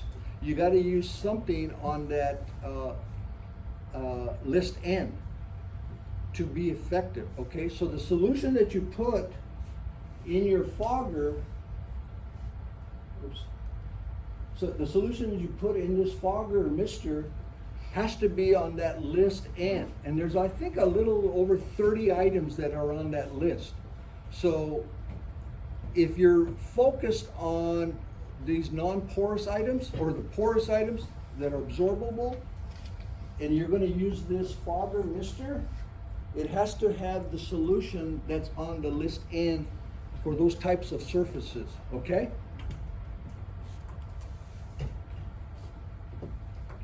All right, one thing that Joey just mentioned to me a couple of days ago is something that the organization is considering is this item here, this product. It's made by Victory Innovations, and what they're called is electrostatic sprayers, okay? This is another option you have to do a deep clean. I looked at it, I did a little bit of research on it, and I like it. There's some things that I like about it. It's another option for a deep clean. It's not going to replace really manual cleaning and disinfection. When I say a deep clean, you're still going to want to manually and clean and disinfect with whatever solutions you've been using in the past. But this is the next step. Now, once you've done that, now you would say, I want to take it another level up. I want to be assured that we've covered all bases, especially areas that are hard to reach.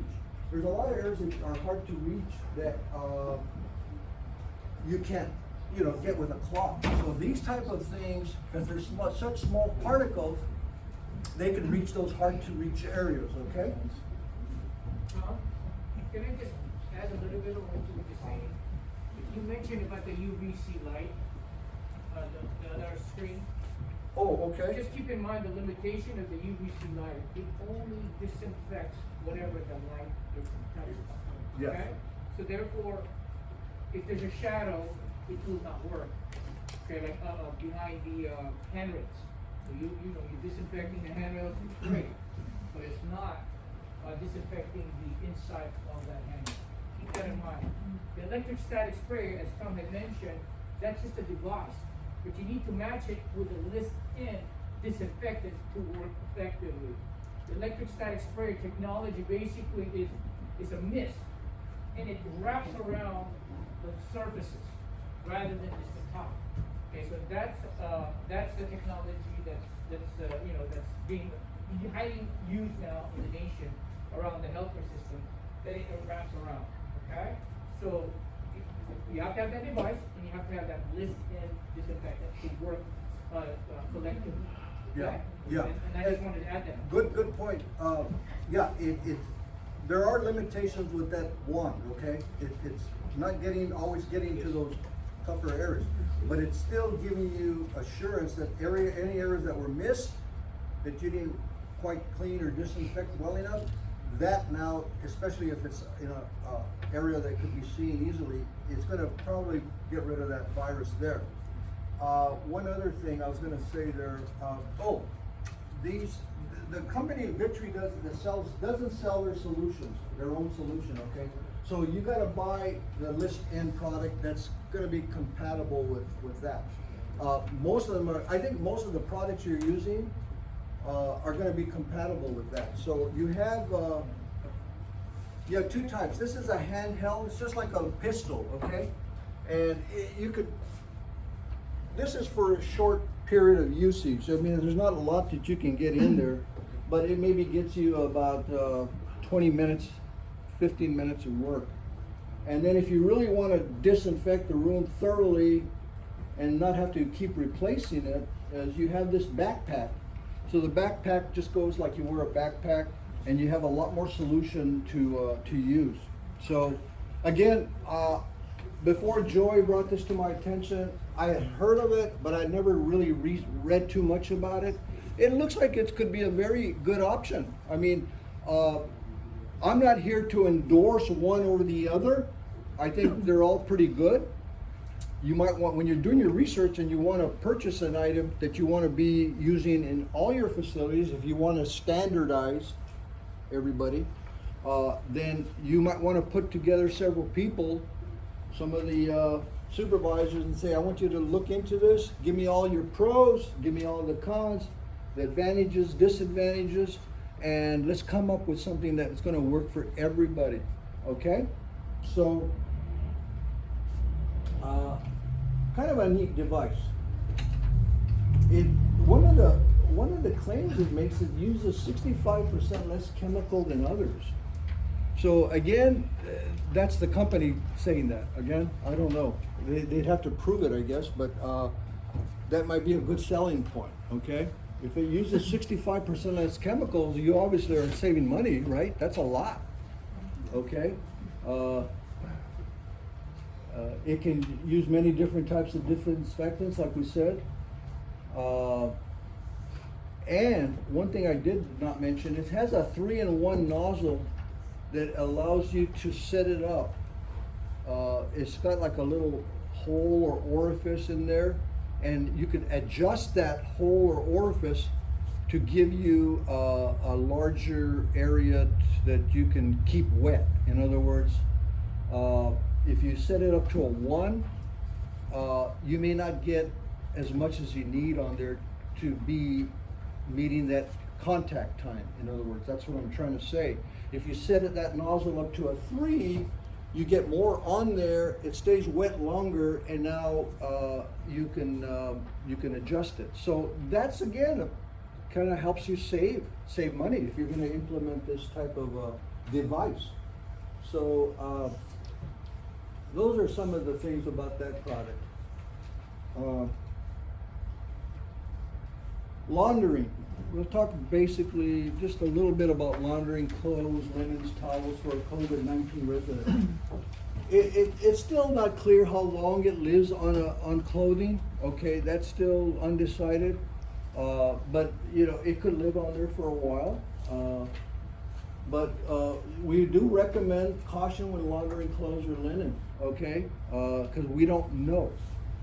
So the thing you want to keep in mind is always wearing disposable gloves when you're handling dirty laundry. That's pretty common. Do not shake, like we said earlier, do not shake the mops, do not shake the laundry. It just spreads more around, becomes airborne. You could breathe it in, maybe. The water temperature is really important. Usually it's anywhere from about 140 to 190 degrees Fahrenheit. So that's pretty hot, okay? So it's gotta be pretty hot to be effective, all right? So the materials that you're using are, as long as it's not gonna ruin the materials or the fabrics, it's gonna be fine. You wanna dispose or clean and disinfect clothes hampers as well, because the clothes hampers kind of harbor that virus too. So you wanna use a list and material, whatever kind of hampers you use, you wanna disinfect those hampers too, if you can. I don't know what you use, but again, it's something that you kind of forget about maybe, but those hampers gotta be disinfected. And then, of course, the towels, the linen, the clothing, it has to be dried completely, okay? It has to be totally dry. And then when you're finished laundering, you obviously have to remove your gloves and wash your hands. One thing that you may not know is that when you're laundering a COVID-19 patient or resident, you don't have to do it separately. It's been shown and proven that you can mix it up with a non-COVID-19 resident and a resident that has had COVID-19, okay? It's not gonna transfer the virus to somebody else, because it's in there, it's got the correct detergent, the laundry, you know, the heat, and it's gonna be fine. So if you hadn't thought about that, that's something that's, Yeah, yes. surveyors won't allow us to do that, but just to make that clear, so nobody gets confused. When it comes to the laundry services, they require us to separate it. so- Okay, well then obviously follow your surveyors, the state guidelines. But I think I just brought it up, if you're not, well, I guess surveyors apply to everybody, right? Yeah. Okay, then that's a good point, thank you. I think I was maybe thinking of it in terms of maybe a residence, a home or somebody, or whatever else. But good point, if that's not allowed, don't do it, okay? But I know that some research has been done and they found out that there's no issue there. But surveyors, I think they take more conservative views, you know? And that's fine, there's nothing wrong with that.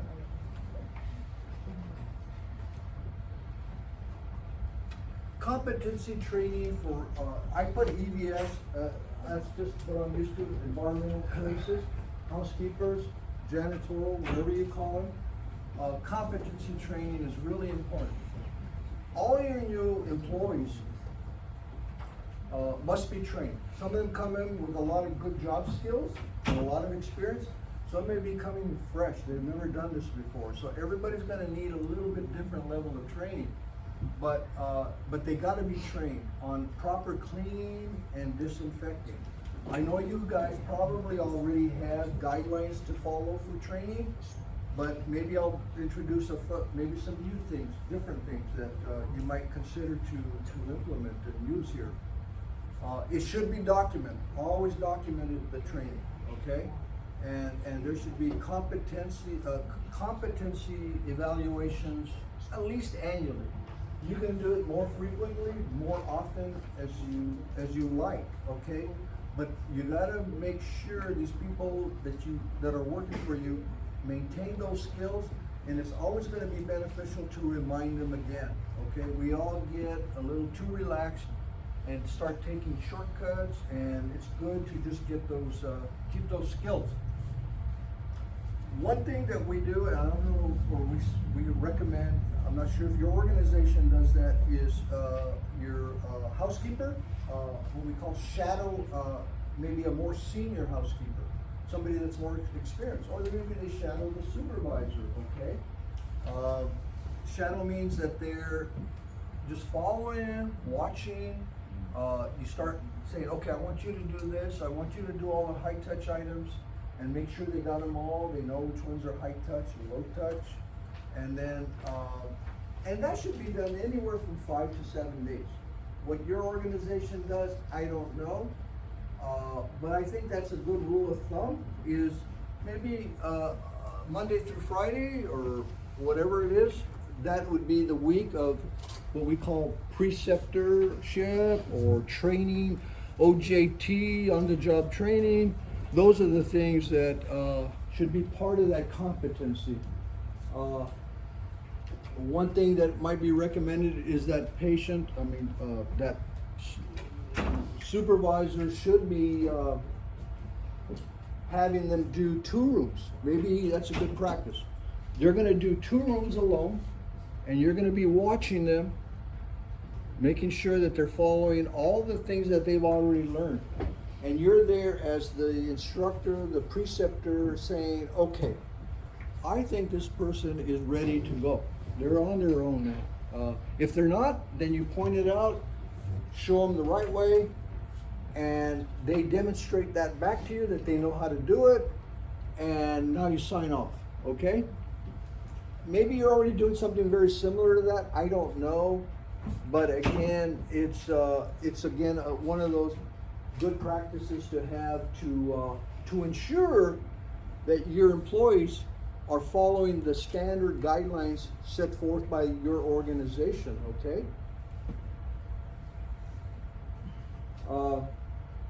Some of the competencies or should be measured are the list-in disinfectants. Okay, do they understand the contact time? Do they know what that means? You ask them, okay, what's the contact time for Lysol spray? Right, okay, you ask them that. They should be able to answer that, because they're gonna be using Lysol spray a lot. And so if they think that it's 1 minute and it's 5 minutes, then they're not doing their job. They need to understand that, okay? You're gonna watch them put on and remove their PPE. Again, the order, the steps that you take are important, and they do that right. If you're touching your face with gloves on, you just lost it. Everything you've done has been lost, because all those things that you do, you now have whatever was on your gloves, you put on your face. So don't take off your gloves. Don't take off your mask and your glasses, and then with dirty gloves on, do that. It's not a good practice. So that's just my point there. Disinfecting high-touch items, proper mopping techniques, you're gonna be showing them, then they're gonna demonstrate back to you what they learned, and then you're gonna sign off. That is good. They're following the 8 design. They're starting maybe from the left to the right, the edges. They're finishing off in the toilet or the bathroom, ideally. They understand what deep cleaning is. They understand what's proper laundering. And what they understand the proper hand washing techniques, okay? So every organization, and I'm hoping yours has, I'm sure you have something. Again, these are things that you might want to add to it if you're not already doing those things. The bottom line, you have well-trained employees, they're going to be safer.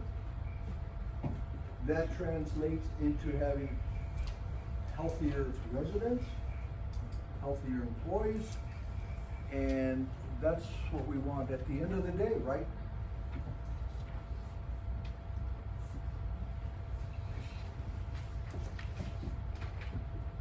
Let's talk about fluorescent markers and ATP monitoring. When you're doing competencies, these are 2 items, devices that you can use to ensure that your employees have been trained effectively to get rid of that virus that's maybe on a high touch surface, okay? So now, now there's no guesswork. You could measure it and look at it, and you could say, okay, we're gonna use fluorescent markers. These are two of the best practice technologies that you can use to determine a worker's competency in using their job, okay? The CDC actually recommends monitoring cleaning effectiveness using one of these tools, okay? So it's a recommendation, it's CDC. So because of that, it's something that you may wanna, maybe if you're not doing, more seriously considering it.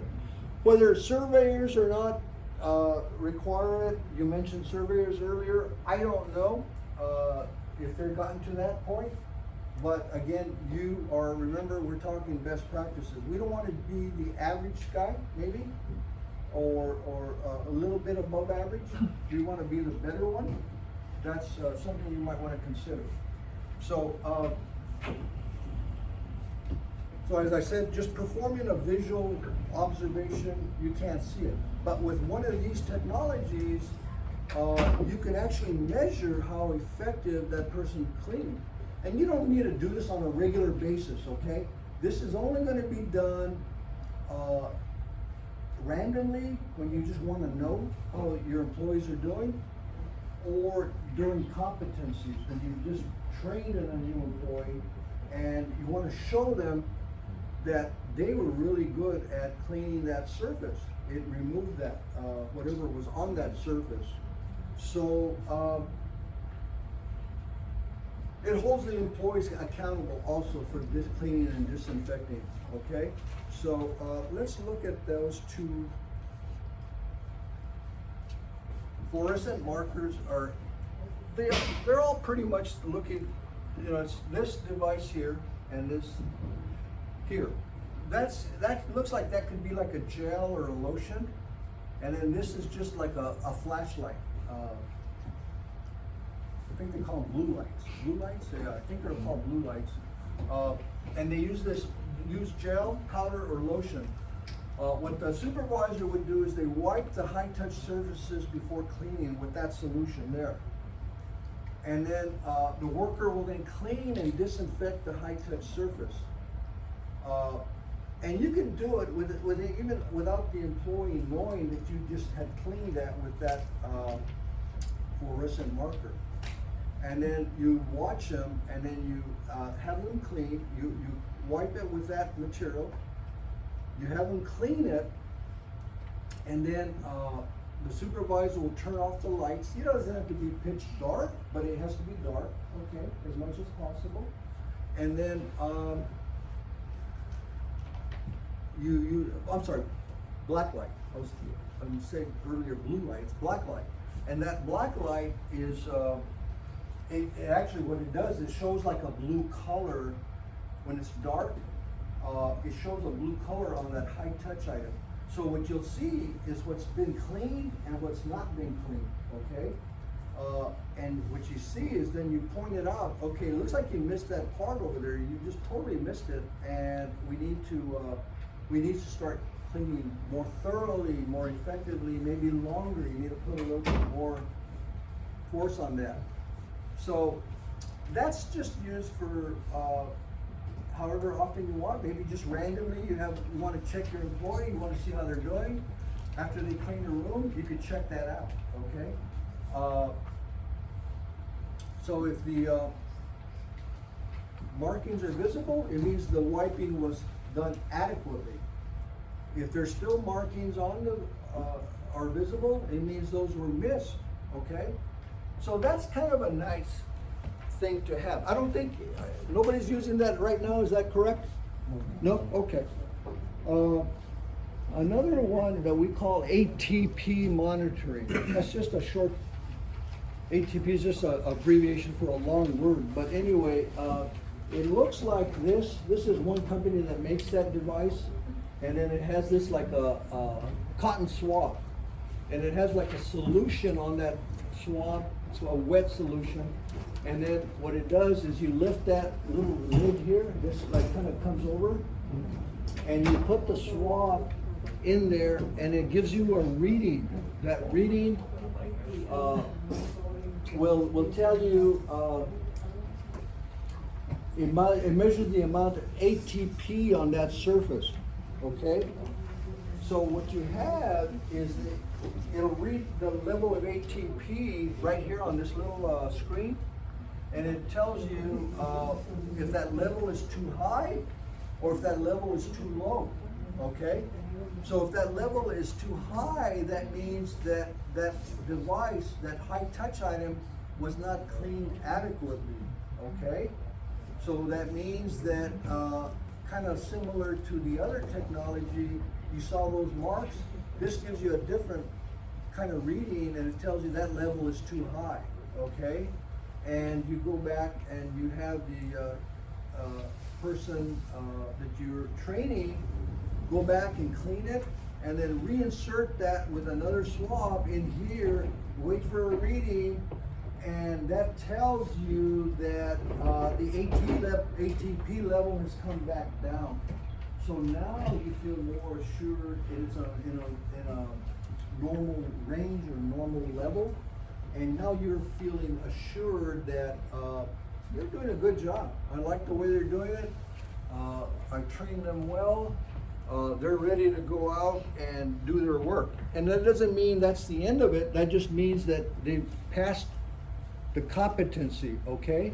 And what it is that you can anytime just kind of audit an employee and say they left a room, and you're gonna come back and audit it, and you're gonna see how they did. If they didn't do well, then you may have to do some retraining. You may have to do whatever you have to do, okay? And then and go from there.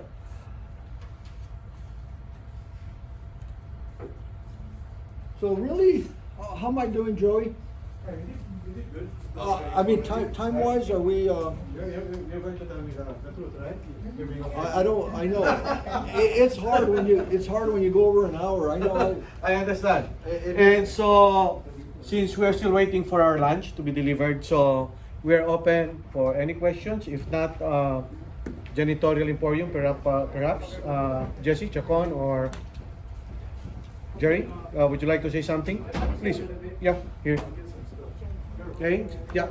First of all, go ahead. I did have one question Okay. regarding the electrostatic sprayer. Like, we wanted to use those before, and unfortunately, like, something in relation to that, we were told by our nursing consultant that we shouldn't use anything that will increase aerosol transmission, and it's actually in our mitigation plan. So is that something we can look at changing? Because if that is something in the industry that's accepted, we would like to have something. Okay, so we'll start off with Tom and then Jerry, because actually Jerry presented that to Marybeth, and Marybeth also referred that to me. So we should come up with, Jerry, with some form of Jerry, Yeah. I suggest we should come up with a form of a conclusion. Sure. So we'll I start mean, with we Tom would first, like to and have then something like that. you. Okay. Okay, So Tom? the conclusion as far as No, that? meaning, as an organization, we have to come up with a conclusion whether we are going to endorse Okay. the Electrostatic sprayer. electrostatic spraying. So we'll start off with you. Yeah. Well, like I said earlier, there's different technologies out there. Okay, I had heard of this. Joey pointed it out to me. I did a little research on the internet. I looked at it. I don't recall reading anything about it generating more aerosols or organisms into the air. Again, that is a good point, and if the surveyors have looked at that and maybe they've read some research that's not a good thing, maybe that's why they have discouraged that. Is that what No, you no, said? it's not. That's not a surveyor, It's but a- our own consultant. Oh, okay, your own consultant, Yeah. okay. And your own consultant said that it might be something that you may want to reconsider? Well, she because of had us that? put in our mitigation plan to not use stuff like that. Even for our alcohol sprayers, and alcohol dries extremely fast. Instead of spraying it on the surface, she wants us spraying it into the cloth and then wiping the surface down. to avoid it spraying onto something and then, increasing aerosol transmission of COVID. Basically, that's what we were instructed. So if we can use it and it is a device that's acceptable, I mean, that would save us a lot of time and a lot of chemicals, so. Yeah, the point is, before Tom and Jerry would come in, the point is, there is no CDC guidelines or EPA that we cannot use that particular, is that a machine or what? Yes. So in other words, we are open to the idea that we can endorse it. Okay. See? So Tom again, and then we go to Jerry, and then we May I- come up with a conclusion. What building are you at? Sierra Valley. Sierra Valley. Okay, good, okay. Okay, so Tom, your point. Yeah, I think your point is well taken. It's because CDC recommends these devices. Okay, I mentioned that in earlier, and there's, you know, if your consultant is making a recommendation based on research that they've read and could defend that position, then you need to really seriously consider which route you're going to take. I think it's a matter of studying it, looking at all the options. I see where that could be happening, and maybe the fogger is going to be less disruptive, you know, or the mist could be less of a problem. So you might want to think of that as an alternative. You know, so I'm not saying your consultant is right or wrong. He's basing it or she's basing it on a good reason, I suppose. But, and then what you want to do is when you guys research this more thoroughly, when you get to a point of saying we need to buy something and to purchase something and start using it, you can also talk to the CDC. You know, they're available to talk to, and we want to do the right thing before we invest in this device. And because you know, I don't know what they cost, but you know, I look at it as an investment. It's not necessarily a cost. Long term, it's going to be an investment. Short term, it's going to cost money, right? I mean, that's the way I look at it. Was there anything else you wanted? Yeah, Jerry. Eric, he's one of your account Yes. manager. He'll address the concern about creating that mist. Go ahead, Eric. So the way that these machines work, I'm not sure if everybody's really familiar with them. So everything either is a positive charge or negative charge or neutral. So that machine takes the chemical that you put inside of it and it charges it to a positive charge.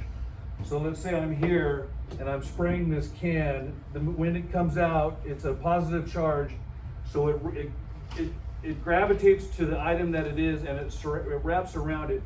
So it actually is quite the opposite of what your consultant is saying about, you know, Creating the mist. creating a mist, because it's focused on what it's aimed at, and then all those atoms, the particles, they go directly there. So it does eliminate waste on the floor, anywhere else. It's very specific to where you are using it. And like for wheelchairs, they're amazing because you can spray a wheelchair, and if you know, maintenance people or housekeeping, if you have to clean a wheelchair, it's impossible to get underneath all the, you know, everything.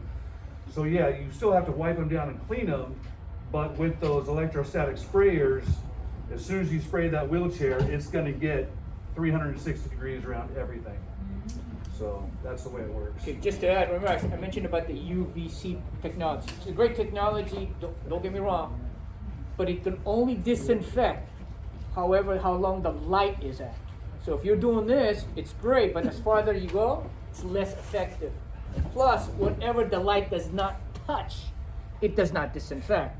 There are more expensive technology, like $100,000 that I think Medline is promoting, Right. and other companies that has robotic lighting. Right. You know, everybody leaves the room, leaves the robot, and then it just lights up the whole room. Okay, so with this, it's an alternative, less expensive, and probably I believe it's more effective right now to get it done, especially when deep cleaning, as you had mentioned, and as Eric has mentioned about the positive. What it does, it really gravitates, it wraps around the area that you want to disinfect, okay?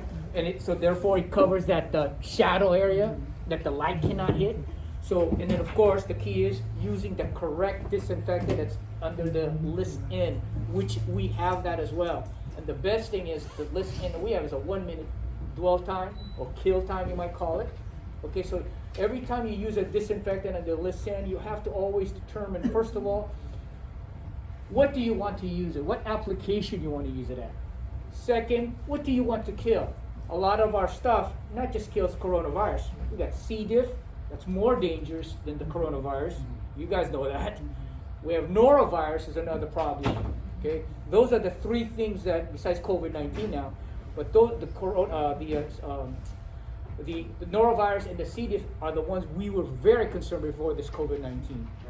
Our chemicals kills those things. Okay, so we have to determine, application, the dwell time, and the kill claims. Those are the three things you have to determine what chemicals you're going to be want to use. Okay, application, dwell time, and kill claims. Okay, and that's all in the SDS sheet. And Eric and Nancy, they're all aware of that. They can give you that. They can educate you what you have. We also have technology called, I think you mentioned on that list, you have some like sodium or sodium something. Vaporized Yeah. hydrogen peroxide. Hydrogen peroxide is very, very suitable for patient. You don't have to worry about it. It's not bleach. Okay, so hydrogen peroxide is very safe, even safe on soft surfaces as well as on your keyboard. Bleach destroys anything. Although it kills everything, but it will destroy equipment. Okay, and a lot of them does leave a residue. So we have chemicals that is in the list N with hydrogen peroxide as the main ingredient. So safe.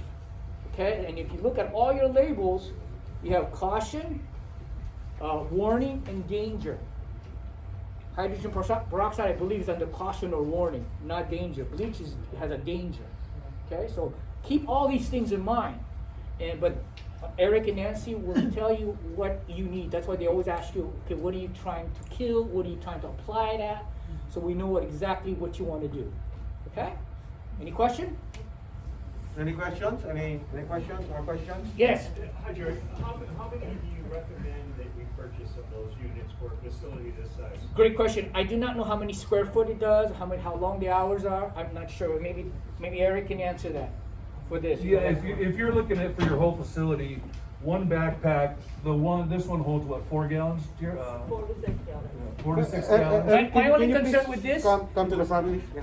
because Joey, I know he's a risk management, it's pretty heavy. I know that. I always look for risk management concern. Joey's the man. Okay.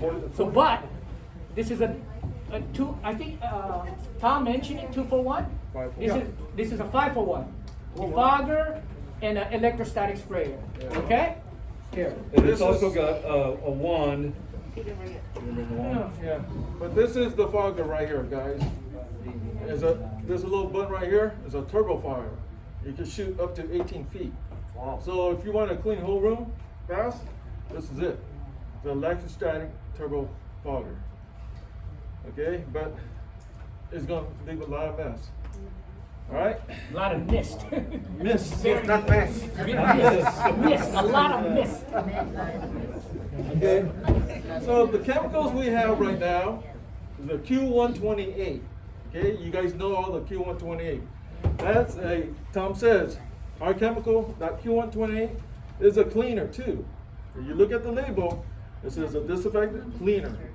So I recommend clean it with everything. Then we got something new that came in. It's called Oxivir. It's a hydrogen peroxide. So we're limited right now, but we're trying to get more sources on getting that. That is for the sprayers. So we're recommending using sprayers. If you got the backpack thing, use that. That's got a 1 minute kill time. Yes. So how do you use that apparatus and you spray it with the QH1?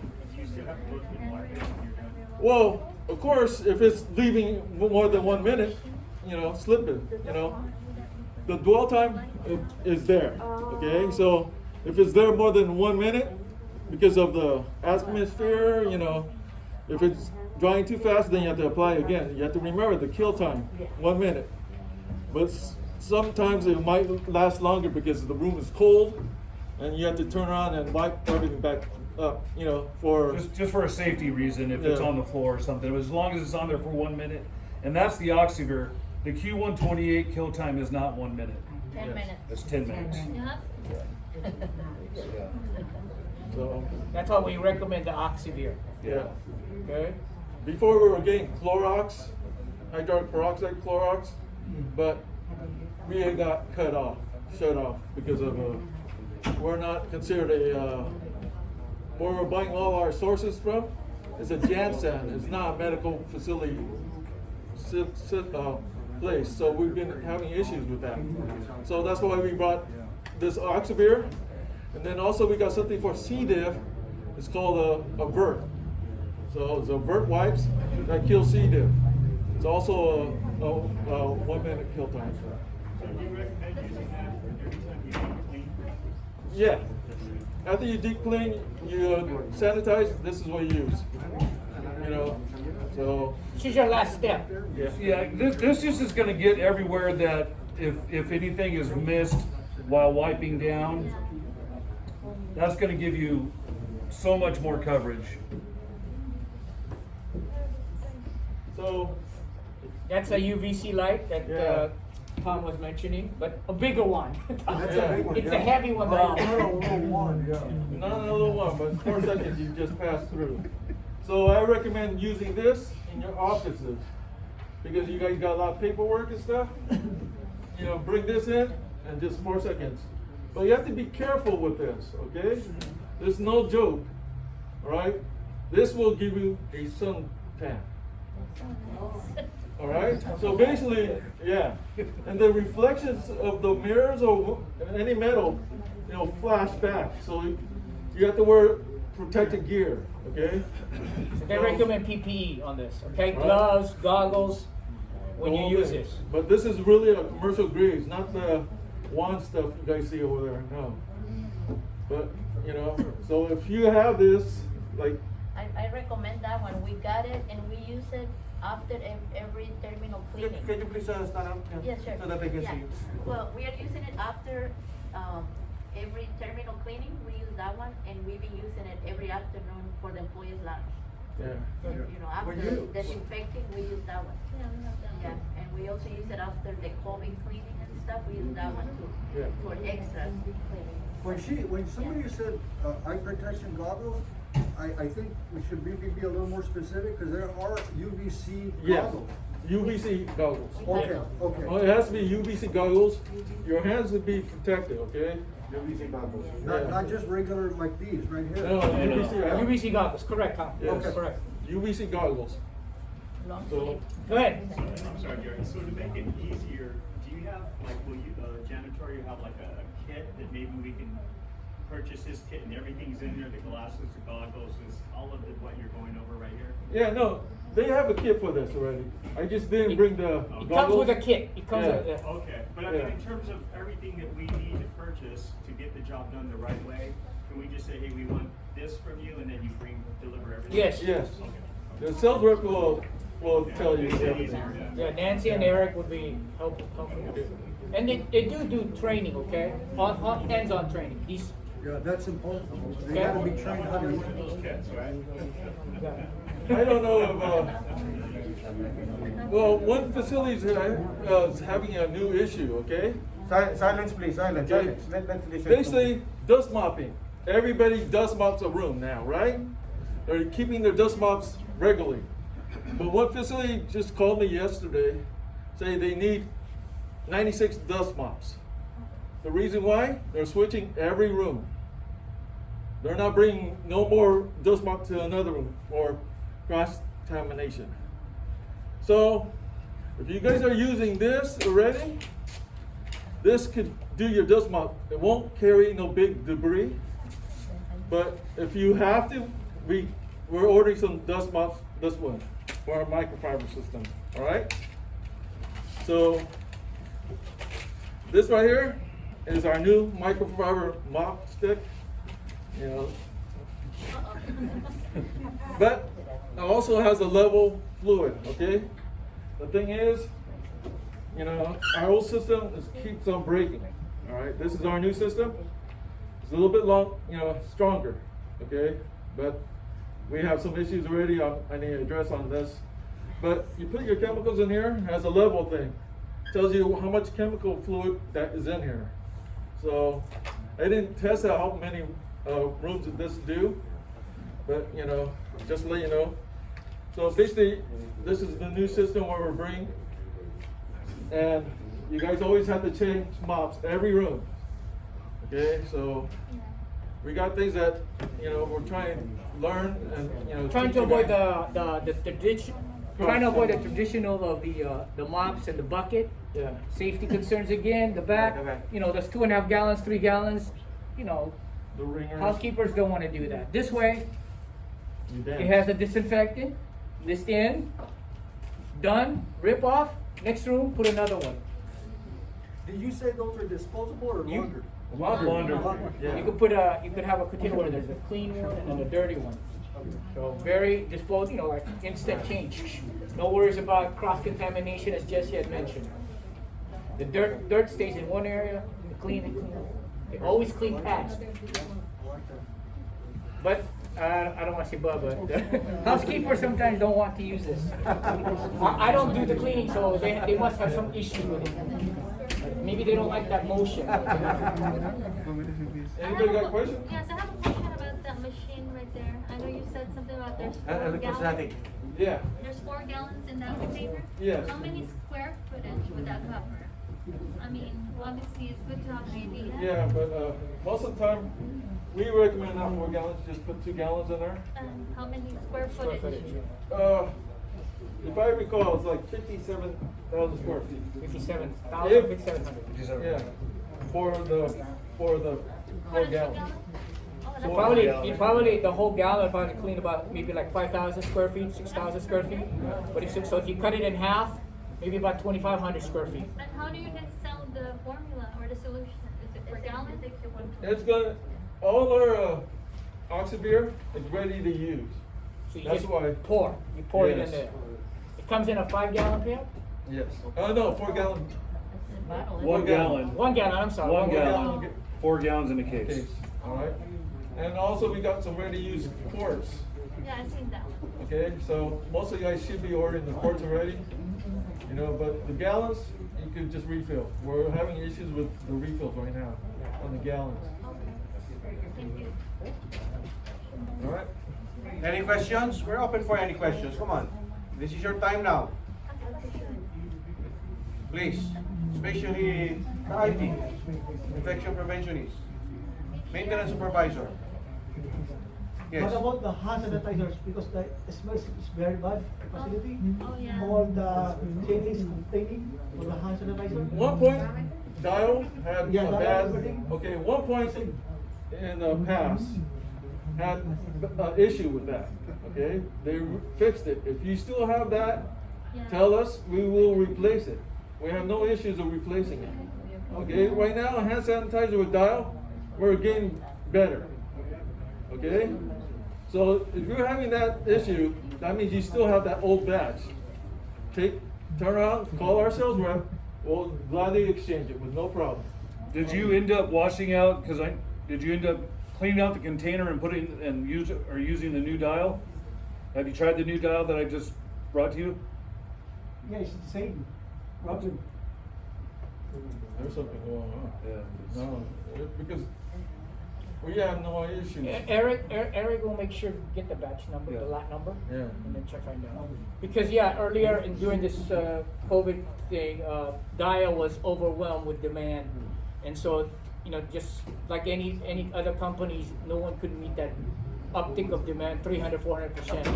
So I guess quality control was lost there, but now they're getting their, I guess they're expanding their capacity, and their QCs are back in order again. We had the same problem with Clorox, same problem with other manufacturers, just couldn't keep the demand going. This was going on in March and April. You may not be aware, we were trying to hustle and bustle to make sure you get all your disinfectant wipes. Remember the wipes? We were able to get them, but when everybody started ordering hundreds and hundreds of cases, that's it. We couldn't meet that demand. Okay? You guys have have any specific chemical or spray to clean up the laptops and computers and stuff because they messing it up with the Clorox or the wipes? Yeah, and no, that's everything? why the Oxford hydrogen peroxide is the one. Call Integrated Medical. Uh-huh. They have that. Okay.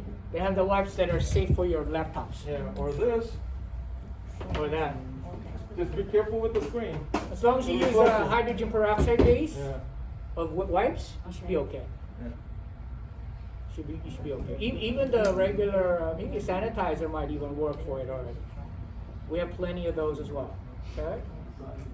Again, just remember the dry time, the dwell time.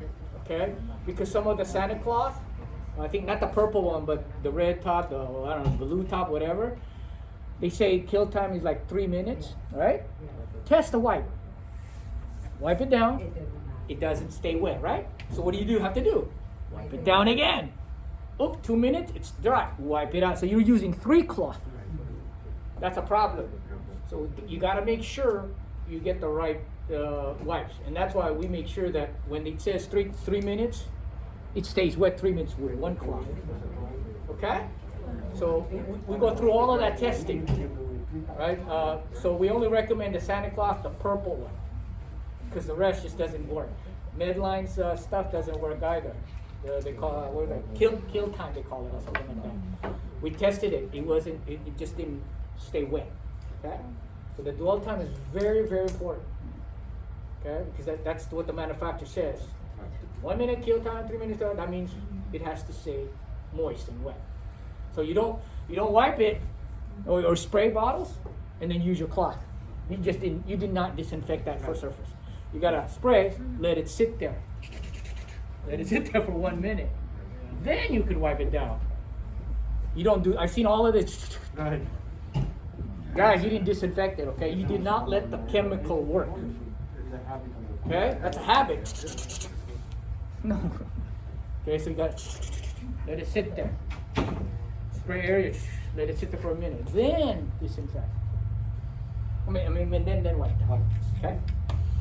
So you gotta let that chemical work. Any more questions? Anyway, we're going to have our lunch break. We're going to regroup for the actual demonstration. And before we start with the actual demonstration, if you have any questions for Jerry and the group, then you can raise it up, or for Tom, before we proceed with the actual demonstration. Okay? So let's take a break. And of course, I don't know if the food is ready here, but you can hang out outside, get some, air to breathe, because we've been here for more than 2 hours.